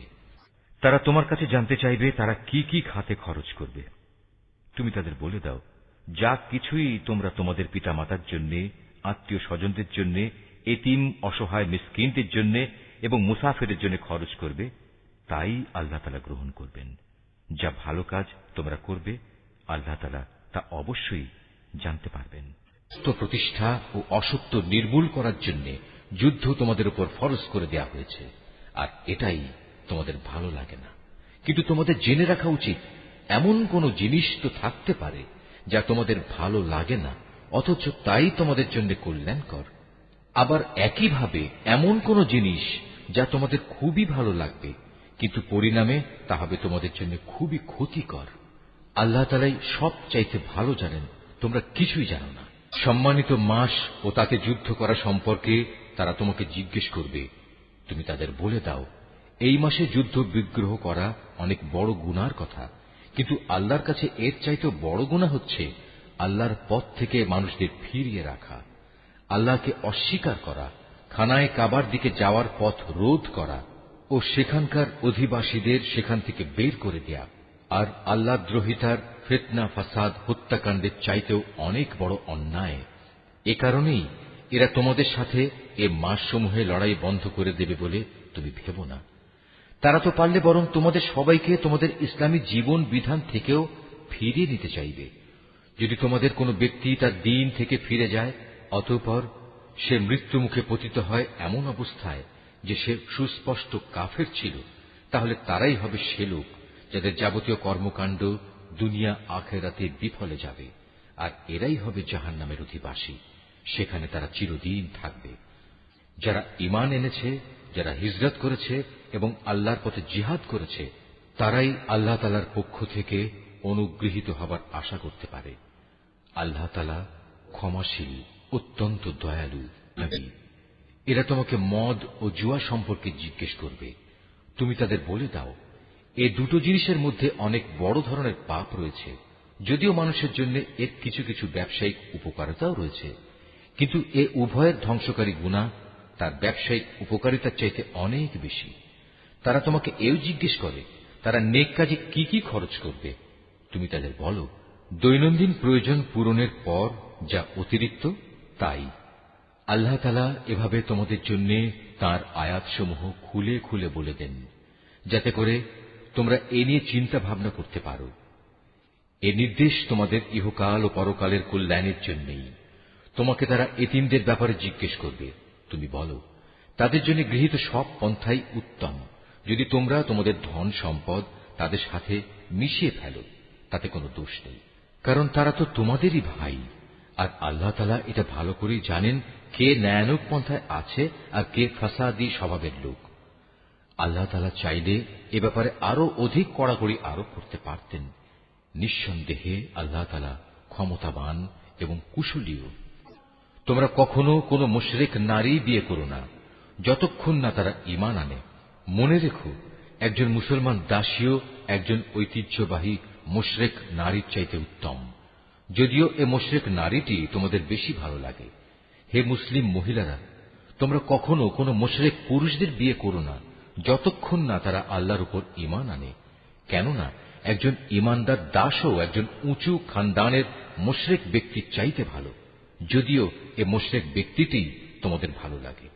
আসলে এরা তোমাদের জাহান্নামের আগুনের দিকেই ডেকে নেবে। আর আল্লাহ তাআলা হামেশাই তার মুমিন বান্দাদের তার আদেশ বলে জান্নাত ও ক্ষমার দিকে আহ্বান জানান, এবং এজন্যে তিনি তার আয়াতসমূহ মানুষদের কাছে স্পষ্ট করে বর্ণনা করেন, যাতে করে তারা উপদেশ গ্রহণ করতে পারে। হে নবী, তারা তোমার কাছ থেকে মহিলাদের মাসিক ঋতুকাল ও এ সময়ে তাদের সাথে দৈহিক মিলন সম্পর্কে জানতে চাইবে। তুমি তাদের বলো, আসলে মহিলাদের এ সময়টা হচ্ছে একটি অপবিত্র ও কষ্টকর অবস্থা। কাজেই ঋতুস্রাবকালে তাদের সঙ্গ বর্জন করবে এবং তোমরা দৈহিক মিলনের জন্য তাদের কাছে যেও না, যতক্ষণ না তারা পুনরায় পবিত্র হয়। অতঃপর তারা যখন পুরো পাক সাফ হয়ে যায়, তখন তোমরা তাদের কাছে যাও। দৈহিক মিলনের যে পদ্ধতি আল্লাহ তাআলা শিখিয়ে দিয়েছেন সেভাবে যাবে। আল্লাহ তাআলা অবশ্যই সেসব লোকদের ভালোবাসেন যারা আল্লাহর দিকেই ফিরে আসে এবং যারা পাক পবিত্রতা অবলম্বন করে। তোমাদের স্ত্রীরা হচ্ছে তোমাদের জন্য সন্তান উৎপাদনের ফসল ক্ষেত্র। তোমরা তোমাদের এই ফসল ক্ষেত্রে যেভাবে ইচ্ছা সেভাবেই গমন করো।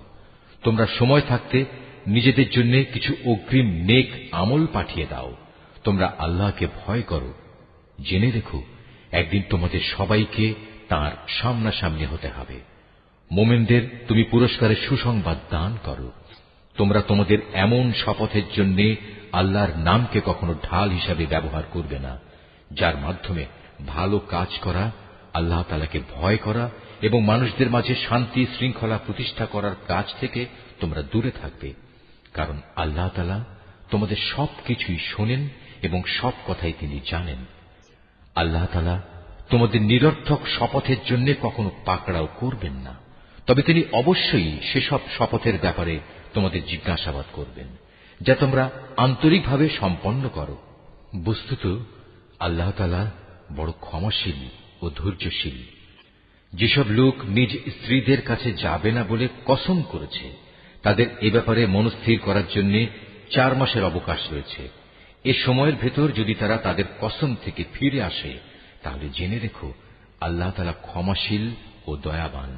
আর তারা যদি এ সময়ের ভেতর তালাক দেওয়ার সিদ্ধান্ত করে, তাহলে তারা যেন জেনে রাখে আল্লাহ তাআলা সব শোনেন, জানেন। তালাকপ্রাপ্তা মহিলারা যেন 3টি মাসিক ঋতু অথবা ঋতু থেকে পবিত্র থাকার 3টি মুদ্দত পর্যন্ত নিজেদের পুনরায় বিয়ের বন্ধন থেকে দূরে রাখে। তাদের গর্ভে আল্লাহ তাআলা যা কিছু সৃষ্টি করেছেন তা গোপন করা কোনো অবস্থায় তাদের পক্ষে ন্যায়সঙ্গত হবে না, যদি তারা আল্লাহর উপর এবং পরকালের উপর ঈমান আনে। এ সময়ের ভেতর তাদের ফিরিয়ে নেয়ার ব্যাপারে তাদের স্বামীরা অবশ্য বেশি অধিকারী, যদি তারা উভয়ে পরস্পর মিলেমিশে চলতে চায়। পুরুষদের উপর নারীদের যেমন ন্যায়ানুগ অধিকার রয়েছে, তেমনি রয়েছে নারীদের উপর পুরুষের অধিকার। পারিবারিক ভরণ পোষণের দায়িত্বের কারণে তাদের উপর পুরুষের মর্যাদা একমাত্রা বেশি রয়েছে। আল্লাহ তাআলা বিপুল ক্ষমতার মালিক, তিনি পরম কুশলী। তালাক 2 বার মাত্র উচ্চারণ করা যেতে পারে।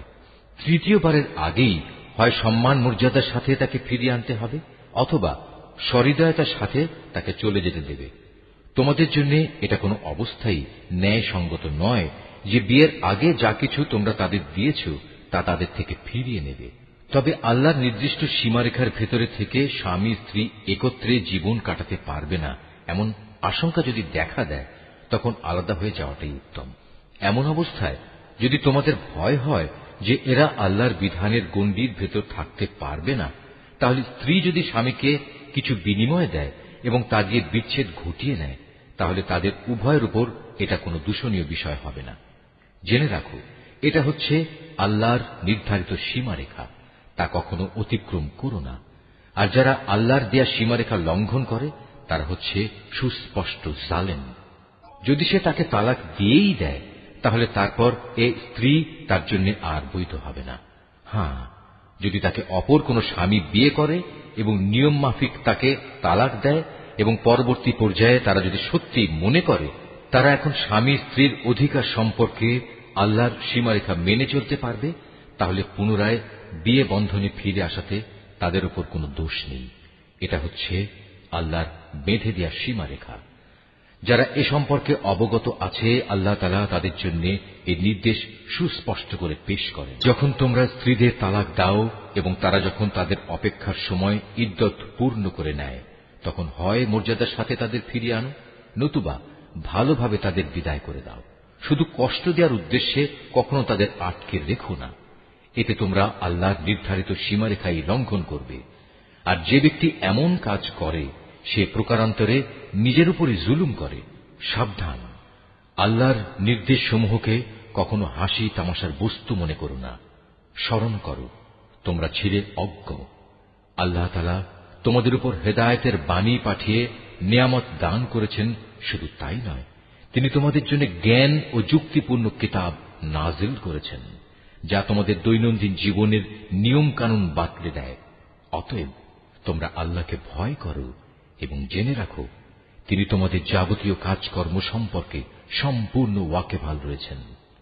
যখন তোমরা তোমাদের স্ত্রীদের তালাক দিয়ে দাও, অতঃপর তালাক প্রাপ্ত স্ত্রীরাও তাদের নির্ধারিত অপেক্ষার সময় ইদ্যত পালন শেষ করে নেয়, তখন তোমরা তাদের পছন্দ মতো স্বামীদের সাথে বিয়ের ব্যাপারে বাধা দিও না।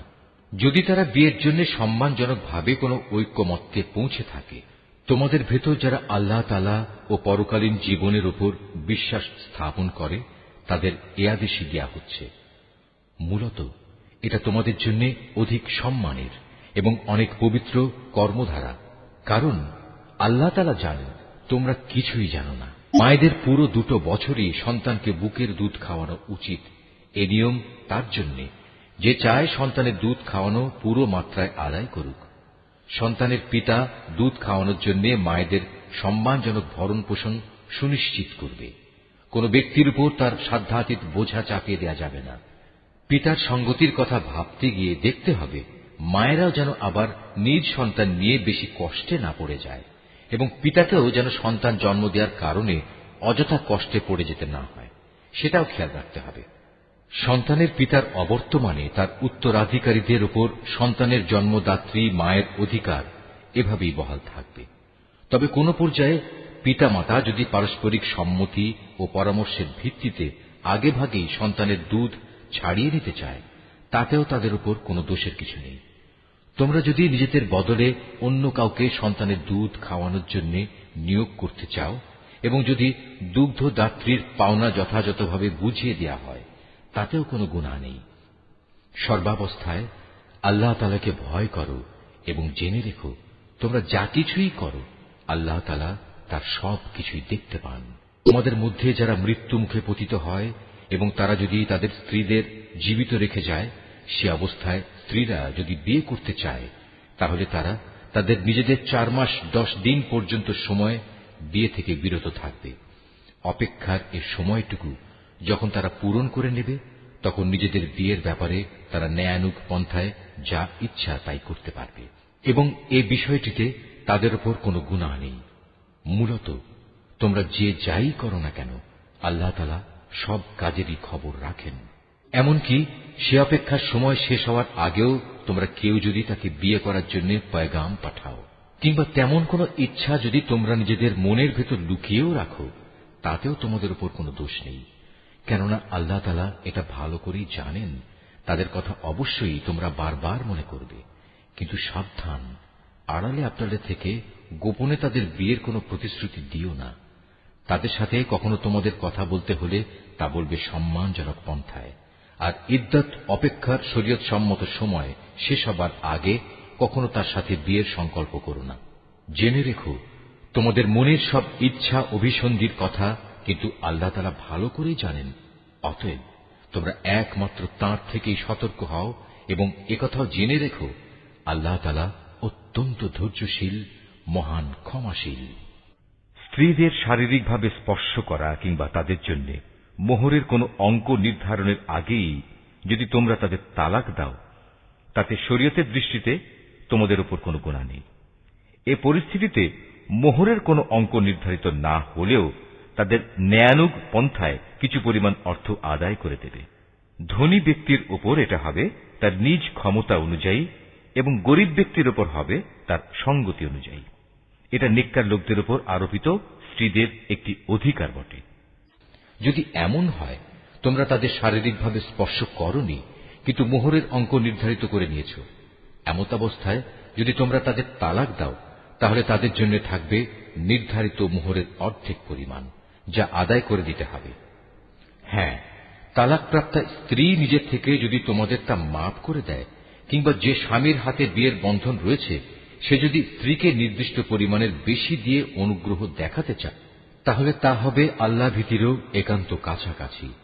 কখনো একে অপরের প্রতি দয়া ও সহৃদয়তা দেখাতে ভুলো না, কারণ তোমরা কে কি কাজ করো তার সবকিছুই আল্লাহ তাআলা পর্যবেক্ষণ করছেন। তোমরা নামাজ সমূহের উপর গভীরভাবে যত্নবান হও, বিশেষ করে মধ্যবর্তী নামাজ, এবং আল্লাহর জন্য বিনীতভাবে দাঁড়িয়ে থাকো। অতঃপর যদি তোমরা ভীতিপ্রদ কোনো অবস্থার সম্মুখীন হও, তখন প্রয়োজনে তোমরা নামাজ পড়বে পায়ের উপর দাঁড়িয়ে কিংবা সওয়ারের উপর থাকা অবস্থায়। তারপর তোমরা যখন নিরাপদ হয়ে যাবে তখন আল্লাহ তাআলাকে স্মরণ করো, যেভাবে আল্লাহ তাআলা তাকে স্মরণ করার নিয়ম শিখিয়েছেন, যার কিছুই তোমরা ইতিপূর্বে জানতে না। তোমাদের মধ্যে থেকে যদি কেউ মৃত্যুমুখে পতিত হয় এবং সে বিধবা স্ত্রীদের রেখে যায়, তার উত্তরসূরিদের জন্য তার ওসিয়ত থাকবে যেন তারা 1 বছর পর্যন্ত তাদের স্ত্রীদের ব্যয়ভার বহন করে। কোনো অবস্থায় যেন তার ভিটে মাটি থেকে তাকে বের করে দেয়া না হয়। এই সময় পূরণ হবার আগে যদি তারা নিজেরাই বের হয়ে যায় এবং তারা নিজেদের ব্যাপারে কোনো ভিন্ন সিদ্ধান্ত করে কোনো সম্মানজনক ব্যবস্থা করে নেয়, তাহলে এজন্য তোমাদের উপর কোনো দোষ পড়বে না। আল্লাহ তাআলা সবার উপর শক্তিশালী, তিনি বিজ্ঞ কুশলীও। স্বামীদের উপর তালাকপ্রাপ্তা মহিলাদের জন্য ন্যায়সঙ্গত ভরণ পোষণের দায়িত্ব থাকবে। আল্লাহ তাআলাকে যারা ভয় করে, এটা তাদের উপর আরোপিত দায়িত্ব। এভাবেই আল্লাহ তাআলা তাঁর আয়াতগুলো তোমাদের জন্য সুস্পষ্ট করে বলে দিয়েছেন, যাতে করে তোমরা বুঝতে পারো। তুমি কি তাদের পরিণতি দেখোনি, যারা মৃত্যুর ভয়ে নিজেদের ভিটে মাটি ছেড়ে বেরিয়ে এসেছিল, অথচ তারা সংখ্যায় ছিল হাজার হাজার। তাদের এ কাপুরুষোচিত আচরণে রুষ্ট হয়ে আল্লাহ তাআলা তাদের বললেন, তোমরা নিপাত হয়ে যাও। অতঃপর একসময় তাদের বংশধররা সাহসিকতার সাথে জালেমের মোকাবেলা করল। আল্লাহ তাআলা তাদের পুনরায় সামাজিক ও রাজনৈতিক জীবন দান করলেন। আল্লাহ তাআলা এ ধরনের সাহসী মানুষদের উপর সর্বদাই অনুগ্রহশীল, কিন্তু মানুষদের অধিকাংশই এজন্য আল্লাহর কৃতজ্ঞতা আদায় করে না। হে মুসলমানরা, কাপুরুষতা না দেখিয়ে তোমরা আল্লাহর পথে লড়াই করো এবং একথা ভালো করে জেনে রাখো, আল্লাহ তাআলা যেমন সব শোনেন তেমনি তিনি সবকিছু জানেনও। তোমাদের মধ্যে থেকে কে এমন হবে যে আল্লাহকে উত্তম ঋণ দেবে? যে কেউই আল্লাহকে ঋণ দেবে সে যেন জেনে রাখে, আল্লাহ তাআলা ঋণের সে অঙ্ক তার জন্য বহু গুণ বাড়িয়ে দেবেন। আল্লাহ তাআলা কাউকে ধনী আবার কাউকে গরিব করে দেন, আর সবশেষে তোমাদের ধনী গরিব সবাইকে তো একদিন তাঁর কাছেই ফিরে যেতে হবে। তুমি কি বনী ইসরাইল দলের কতিপয় নেতা সম্পর্কে চিন্তা করনি, যখন তারা মুসার আগমনের পর তদানীন্তন নবীর কাছে বলেছিল, আমাদের জন্য একজন বাদশা ঠিক করে দাও, যেন তার সাথে আমরা আল্লাহর পথে লড়াই করতে পারি। আল্লাহর সে নবী তাদের বলল, তোমাদের অবস্থা আগের লোকদের মধ্যে এমন হবে না তো যে আল্লাহ তাআলা তোমাদের লড়াইয়ের আদেশ দেবেন এবং তোমরা লড়াই করবে না? তারা বলল, আমরা কেন আল্লাহর পথে লড়ব না, বিশেষ করে যখন আমাদের নিজেদের বাড়ি ঘর থেকে আমাদের বের করে দেওয়া হয়েছে, আমাদের ছেলে মেয়েদেরও বের করে দেওয়া হয়েছে। অতঃপর যখন সত্যি সত্যি তাদের আল্লাহর পক্ষ থেকে যুদ্ধের আদেশ দেয়া হল, তখন কতিপয় সাহসী বান্দা ছাড়া তাদের অধিকাংশই ময়দান ছেড়ে পালিয়ে গেছে। আসলে আল্লাহ তাআলা জালেমদের ভালো করেই জানেন। তাদের নবী তাদের বলল, আল্লাহ তাআলা তালুতকে তোমাদের উপর বাদশা নিযুক্ত করে পাঠিয়েছেন। একথা শুনে তারা বলল, তার কি অধিকার আছে যে আমাদের উপর রাজত্ব করার? বাদশাহীর অধিকার বরং তার চাইতে আমাদেরই বেশি রয়েছে। তাছাড়া অর্থ প্রাচুর্যও তো তার বেশি নেই। আল্লাহর নবী বলল, শাসন ক্ষমতার জন্য আল্লাহ তাআলা তাকেই বাছাই করেছেন এবং এ কাজের জন্য তার শারীরিক যোগ্যতা ও জ্ঞান প্রতিভা আল্লাহ তাআলা বাড়িয়ে দিয়েছেন। আসলে আল্লাহ তাআলা যাকে চান তাকেই তার রাজ ক্ষমতা দান করে থাকেন। তার ভান্ডার অনেক প্রশস্ত। আল্লাহ তাআলা যাকে চান তাকেই রাজত্ব দেন। আল্লাহ তাআলা প্রাচুর্যময় ও মহাবিজ্ঞ। তাদের নবী তাদের আরো বলল, আল্লাহ তাআলা যাকে পাঠাচ্ছেন তার বাদশাহীর অবশ্যই একটা চিহ্ন থাকবে এবং তা হচ্ছে সে তোমাদের সামনে হারানো সিন্দুকটি এনে হাজির করবে। এতে তোমাদের জন্য আল্লাহর পক্ষ থেকে সান্ত্বনা ও প্রশান্তির বিষয় থাকবে। তাছাড়া এ অমূল্য সিন্দুকে মুসা ও হারুনের পরিবার পরিজনের কিছু রেখে যাওয়া জিনিসপত্রও থাকবে। আল্লাহ তাআলার নির্দেশে তার ফেরেশতারা এই সিন্দুক তোমাদের জন্য বহন করে আনবে। যদি তোমরা বিশ্বাস স্থাপন করো তাহলে তোমরা দেখবে এ সব কিছুতে তোমাদের জন্য এক ধরনের নিদর্শন রয়েছে। তো পেয়ে তালুত নিজ বাহিনী নিয়ে যখন এগিয়ে গেল, তখন সে তার লোকদের বলল, আল্লাহ তাআলা একটি নদীর পানি দিয়ে তোমাদের পরীক্ষা করবেন। যদি তোমাদের মধ্যে কেউ এর পানি পান করে তাহলে সে আর আমার দলভুক্ত থাকবে না, আর যে ব্যক্তি তা খাবে না সে অবশ্যই আমার দলভুক্ত থাকবে। তবে কেউ যদি তার হাত দিয়ে সামান্য এক আঁজলা পানি খেয়ে নেয় তা ভিন্ন কথা। অতঃপর সেখানে গিয়ে হাতে গোনা কয়েকজন লোক ছাড়া আর সবাই তৃপ্তি ভরে পানি পান করল। এ কয়জন লোক যারা তার কথায় তার সাথে ঈমান এনেছিল। তারা এবং তালুত যখন নদী পার হয়ে এগিয়ে গেল, তখন তারা নিজেদের দীনতা দেখে বলে উঠল, হে আল্লাহ, আজ জালুত এবং তার বিশাল বাহিনীর মোকাবেলা করার শক্তি আমাদের নেই। এ সময় তাদেরই সাথী বন্ধুরা যারা জানত তাদের আল্লাহর সামনে হাজির হতে হবে, তারা বলল, ইতিহাসে এমন অনেকবারই দেখা গেছে আল্লাহর সাহায্য নিয়ে একটি ক্ষুদ্র দলও বিশাল সেনাবাহিনীর উপর জয়ী হয়েছে। কেননা আল্লাহ তাআলা ধৈর্যশীলদের সাথেই থাকেন। তারপর যখন সে তার সৈন্য নিয়ে মোকাবেলা করার জন্য দাঁড়াল, তখন তারা আল্লাহর কাছে সাহায্য চেয়ে বলল, হে আমাদের মালিক, তুমি আমাদের সবরের তৌফিক দান করো।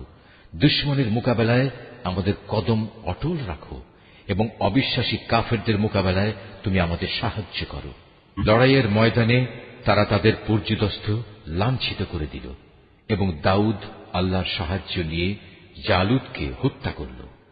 আল্লাহ তাআলা তাকে দুনিয়ার রাজত্ব দান করলেন এবং তাকে রাজ ক্ষমতা চালানোর কৌশল শিক্ষা দিলেন। আল্লাহ তাআলা তাকে নিজ ইচ্ছা মতো আরো বহু বিষয়ে জ্ঞান দান করলেন। আসলে আল্লাহ তাআলা যদি যুগে যুগে একদল লোককে দিয়ে আর একদল লোককে শায়েস্তা না করতেন তাহলে এই ভূখণ্ড ফিতনা ফাসাদে ভরে যেত, কিন্তু আল্লাহ তাআলা তা চাননি। কেননা আল্লাহ তাআলা এ সৃষ্টিকুলের উপর বড়ই অনুগ্রহশীল। এ কিতাবে বর্ণিত এ সব ঘটনা হচ্ছে আল্লাহর এক একটা নিদর্শন মাত্র, যা যথাযথভাবে আমি তোমাকে শুনিয়েছি। এর কোন ঘটনাই তো তুমি জানতে না। তুমি অবশ্যই আমার পাঠানো নবী রসুলদের একজন। যে নবী রসুলরা রয়েছে এদের কাউকে কারো উপর আমি বেশি মর্যাদা দান করেছি। এদের মধ্যে এমনও কেউ ছিল যাদের সাথে আল্লাহ তাআলা কথা বলেছেন এবং এর মাধ্যমে কারো মর্যাদা তিনি বাড়িয়ে দিয়েছেন। আমি মরিয়মের ছেলে ঈসাকে কতিপয় উজ্জ্বল নিদর্শন দিয়েছিলাম। অতঃপর পবিত্র রূহের মাধ্যমে তাকে আমি সাহায্য করেছি। আল্লাহ তাআলা চাইলে তাদের আগমনের পর যাদের কাছে এসব উজ্জ্বল নিদর্শন এসেছে তারা কখনো মারামারিতে লিপ্ত হতো না, কিন্তু রসুলদের পর তারা দলে উপদলে বিভক্ত হয়ে গেল। অতঃপর তাদের মধ্যে কিছু লোক ঈমান আনল আবার তাদের কিছু লোক আল্লাহ তাআলা ও তার নবীকে অস্বীকার করল, অথচ আল্লাহ পাক চাইলে এরা কেউই যুদ্ধ বিগ্রহে লিপ্ত হতো না, কিন্তু আল্লাহ তাআলা যা চান তাই করেন। হে ঈমানদাররা, তোমরা যারা ঈমান এনেছ, আমার দেয়া ধন সম্পদ থেকে আমার পথে ব্যয় করো সেদিনটি আসার আগে, যেদিন কোনো বেচাকেনা চলবে না, কোন রকম বন্ধুত্ব ভালোবাসাও কাজে আসবে না, না সেদিন কারো কাছ থেকে কোনো সুপারিশ গ্রহণ করা হবে।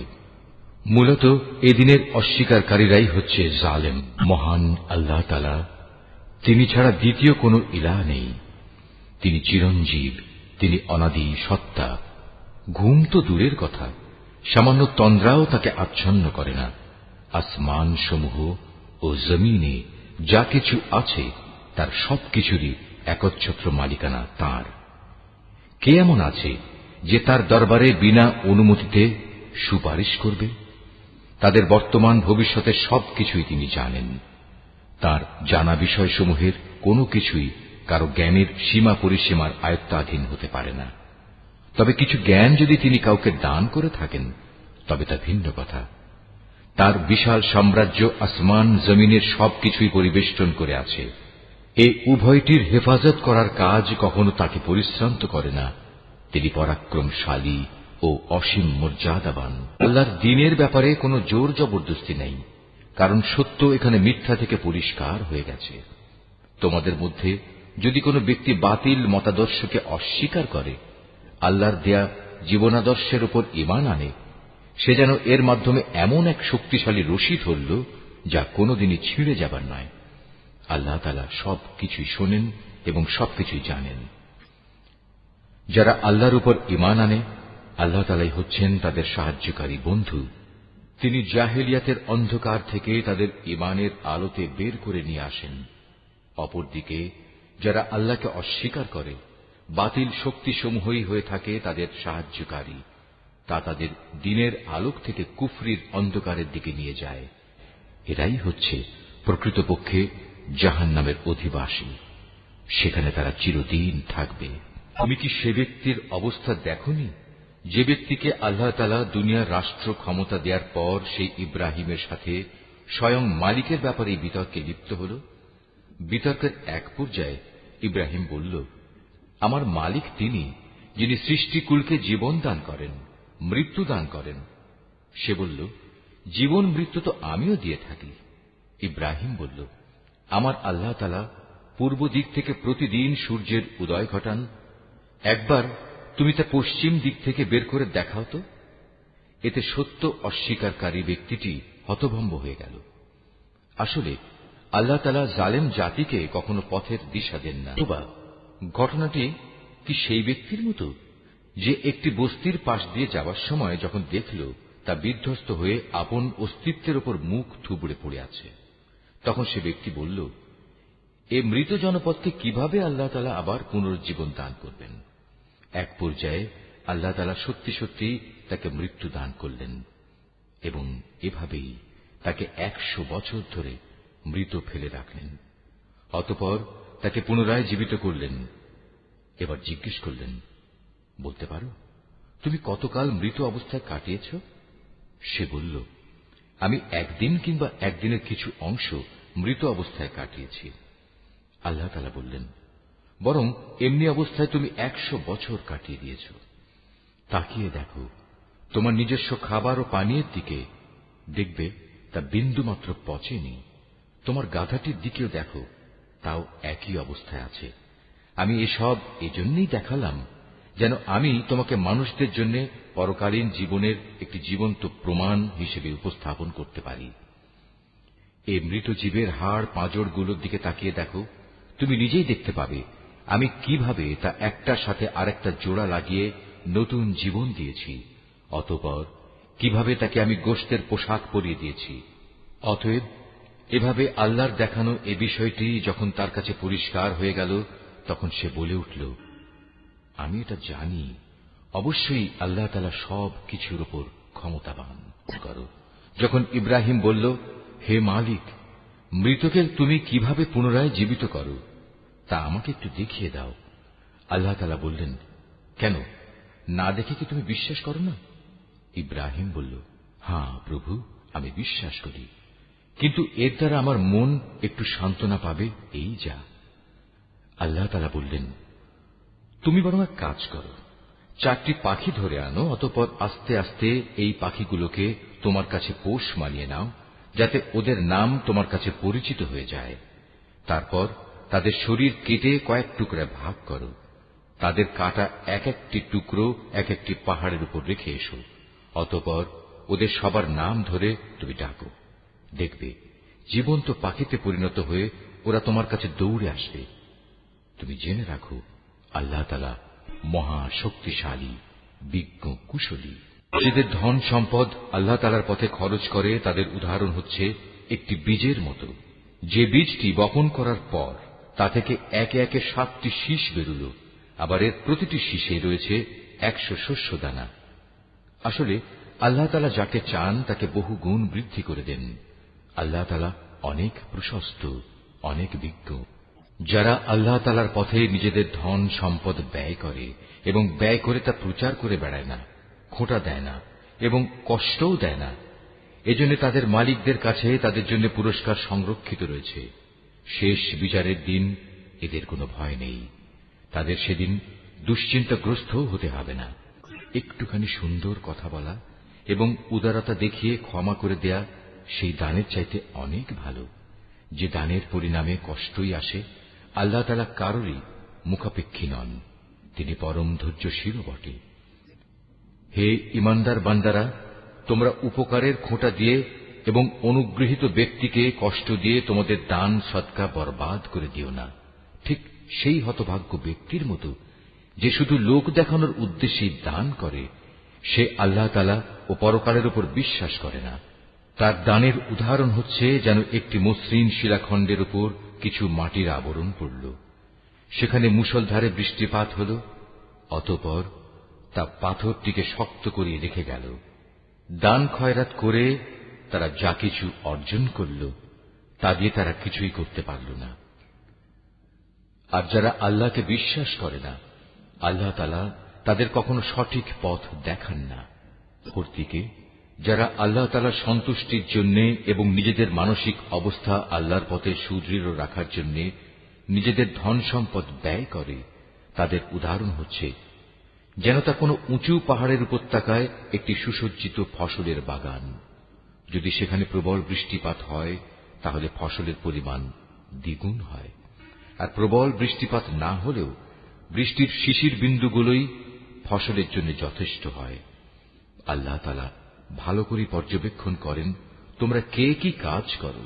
তোমাদের কেউ কি চাইবে যে তার কাছে ফলে ফুলে সুশোভিত একটি বাগান থাকুক, যাতে খেজুর ও আঙুর সহ বিভিন্ন ধরনের ফলমূল থাকবে, তার তলদেশ দিয়ে আবার প্রবহমান থাকবে কতিপয় ঝর্ণাধারা, আর এর ফল ভোগ করার আগেই বাগানের মালিক বয়সের ভারে নুয়ে পড়বে এবং তার কিছু দুর্বল সন্তান থাকবে। এই অবস্থায় হঠাৎ করে এক আগুনে বাতাস এসে তার সব স্বপ্ন জ্বালিয়ে দিয়ে যাবে। এভাবেই আল্লাহ তাআলা তার নিদর্শনগুলো তোমাদের কাছে সুস্পষ্টভাবে বর্ণনা করেন, যাতে তোমরা আল্লাহ তাআলার এসব কথার উপর চিন্তা গবেষণা করতে পারো। হে ঈমানদার লোকেরা, তোমরা নিজেরা যা অর্জন করেছ সে পবিত্র সম্পদ এবং যা আমি জমিনের ভেতর থেকে তোমাদের জন্য বের করে এনেছি তার থেকে একটি উৎকৃষ্ট অংশ আল্লাহর পথে ব্যয় করো। আল্লাহর জন্য এমন নিকৃষ্টতম জিনিসগুলো বেছে রেখে তার থেকে ব্যয় করো না, যা অন্যরা তোমাদের দিলে তোমরা তা গ্রহণ করবে না। অবশ্য যা কিছু তোমরা অনিচ্ছাকৃতভাবে গ্রহণ করো তা আলাদা। তোমরা জেনে রেখো, আল্লাহ তাআলা তোমাদের দানের মুখাপেক্ষী নন, সব প্রশংসার মালিক তো তিনিই। শয়তান সব সময় তোমাদের অভাব অনটনের ভয় দেখাবে এবং সে নানাবিধ অশ্লীল কর্মকাণ্ডের আদেশ দেবে। আর আল্লাহ তাআলা তোমাদের তাঁর কাছ থেকে অসীম বরকত ও ক্ষমার প্রতিশ্রুতি দিচ্ছেন এবং সেদিকেই তিনি তোমাদের ডাকছেন। আল্লাহ তাআলা প্রাচুর্যময় ও সম্যক অবগত। আল্লাহ তাআলা যাকে চান তাকে একান্তভাবে তাঁর পক্ষ থেকে বিশেষ জ্ঞান দান করেন, আর যে ব্যক্তিকে আল্লাহ তাআলার সেই বিশেষ জ্ঞান দেওয়া হল সে যেন মনে করে তাকে প্রচুর কল্যাণ দান করা হয়েছে। আর প্রজ্ঞা সম্পন্ন ব্যক্তি ছাড়া আল্লাহর এসব কথা থেকে অন্য কেউ কোন শিক্ষায় গ্রহণ করতে পারে না। তোমরা যা কিছু খরচ করো আর যা কিছু খরচ করার জন্য মানত করো, আল্লাহ তাআলা অবশ্যই তা ভালো করেই জানেন। জালেমদের আসলেই কোন সাহায্যকারী নেই। আল্লাহ তাআলা সন্তুষ্টির জন্য তোমরা যা কিছু দান করো তা যদি প্রকাশ্যভাবে মানুষদের সামনে করো তা ভালো কথা, তাতে কোনো দোষ নেই। তবে যদি তোমরা তা মানুষদের কাছে গোপন রাখো এবং চুপে চুপে অসহায়দের দিয়ে দাও, তা হবে তোমাদের জন্য উত্তম।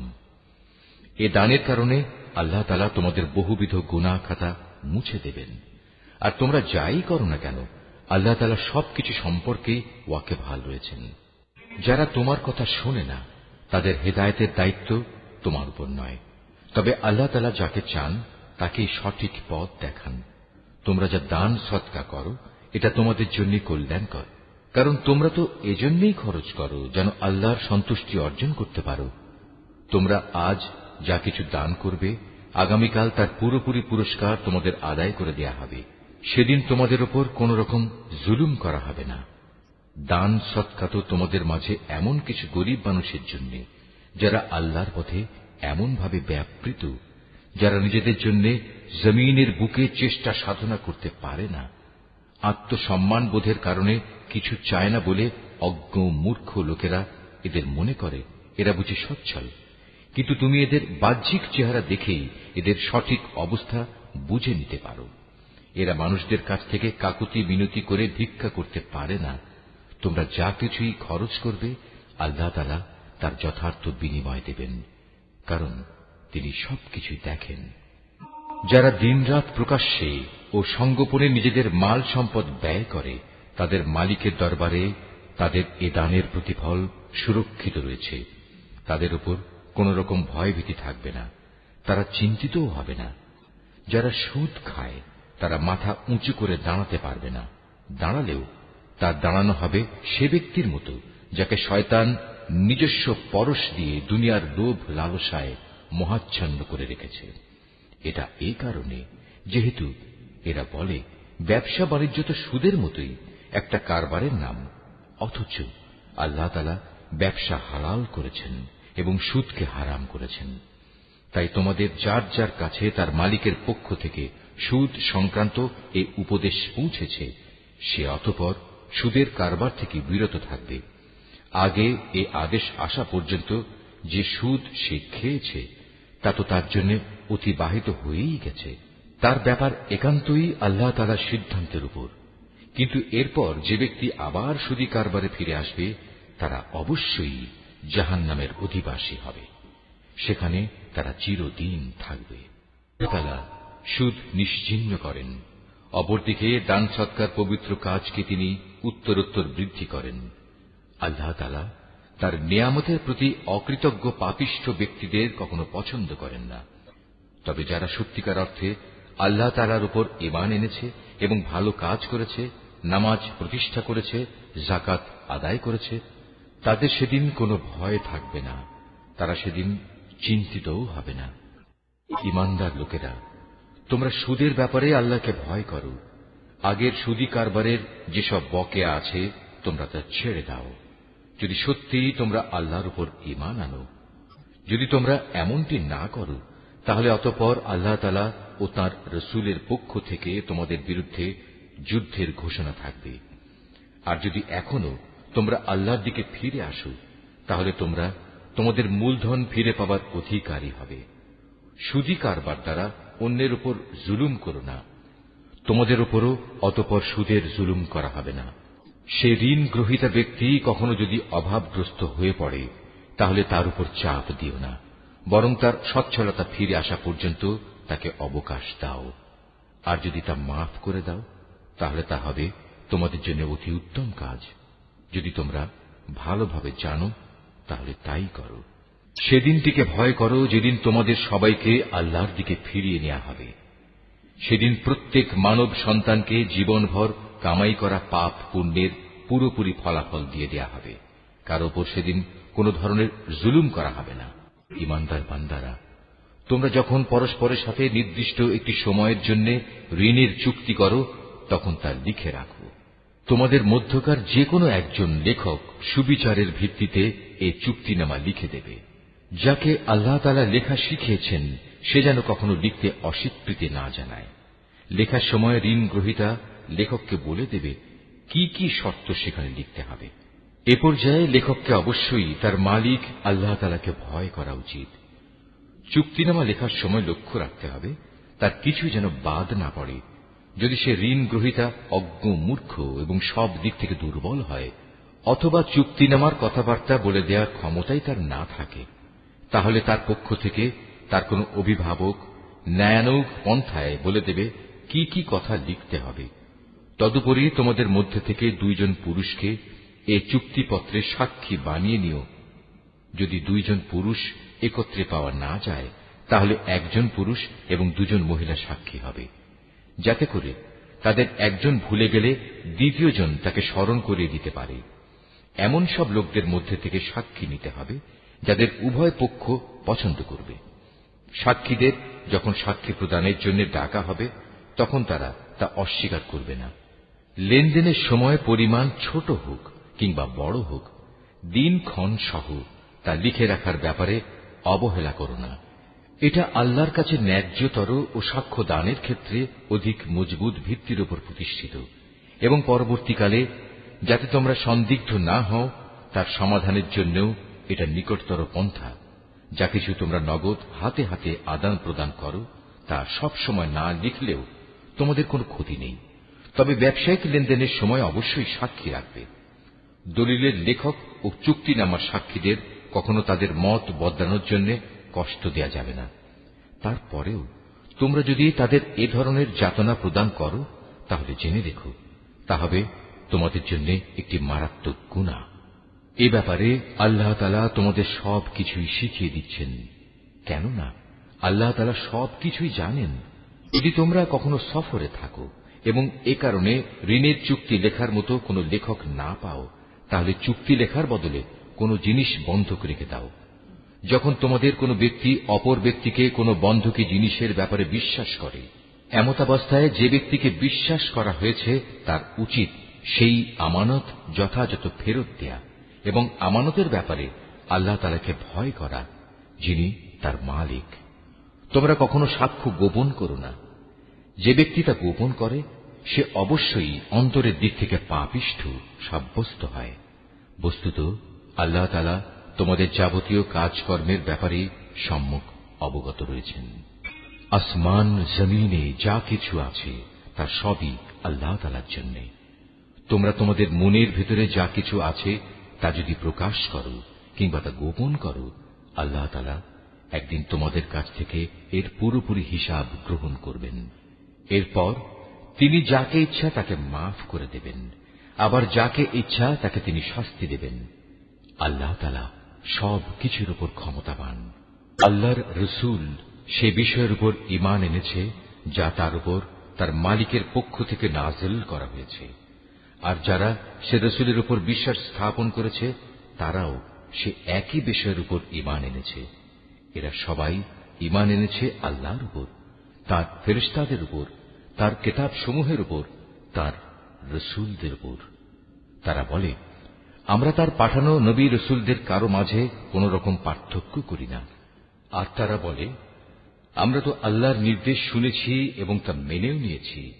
হে আমাদের মালিক, আমরা তোমার ক্ষমা চাই এবং আমরা জানি আমাদের একদিন তোমার কাছেই ফিরে যেতে হবে। আল্লাহ তাআলা কখনো কাউকেই তার শক্তি সামর্থ্যের বাইরে কোনো কাজের দায়িত্ব চাপিয়ে দেন না।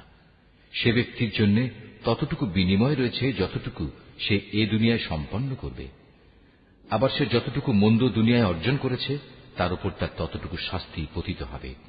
অতএব হে মুমিন ব্যক্তিরা, তোমরা এই বলে দোয়া করো, হে আমাদের মালিক, যদি আমরা কিছু ভুলে যাই, কোথাও যদি আমরা কোনো ভুল করে বসি, তার জন্য তুমি আমাদের পাকড়াও করো না।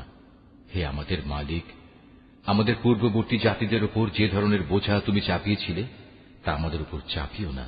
হে আমাদের মালিক, যে বোঝা বইবার সামর্থ্য আমাদের নেই তা তুমি আমাদের উপর চাপিয়ে দিও না। তুমি আমাদের উপর মেহেরবানি করো, তুমি আমাদের মাফ করে দাও। আমাদের উপর তুমি দয়া করো। তুমি আমাদের একমাত্র আশ্রয়দাতা বন্ধু।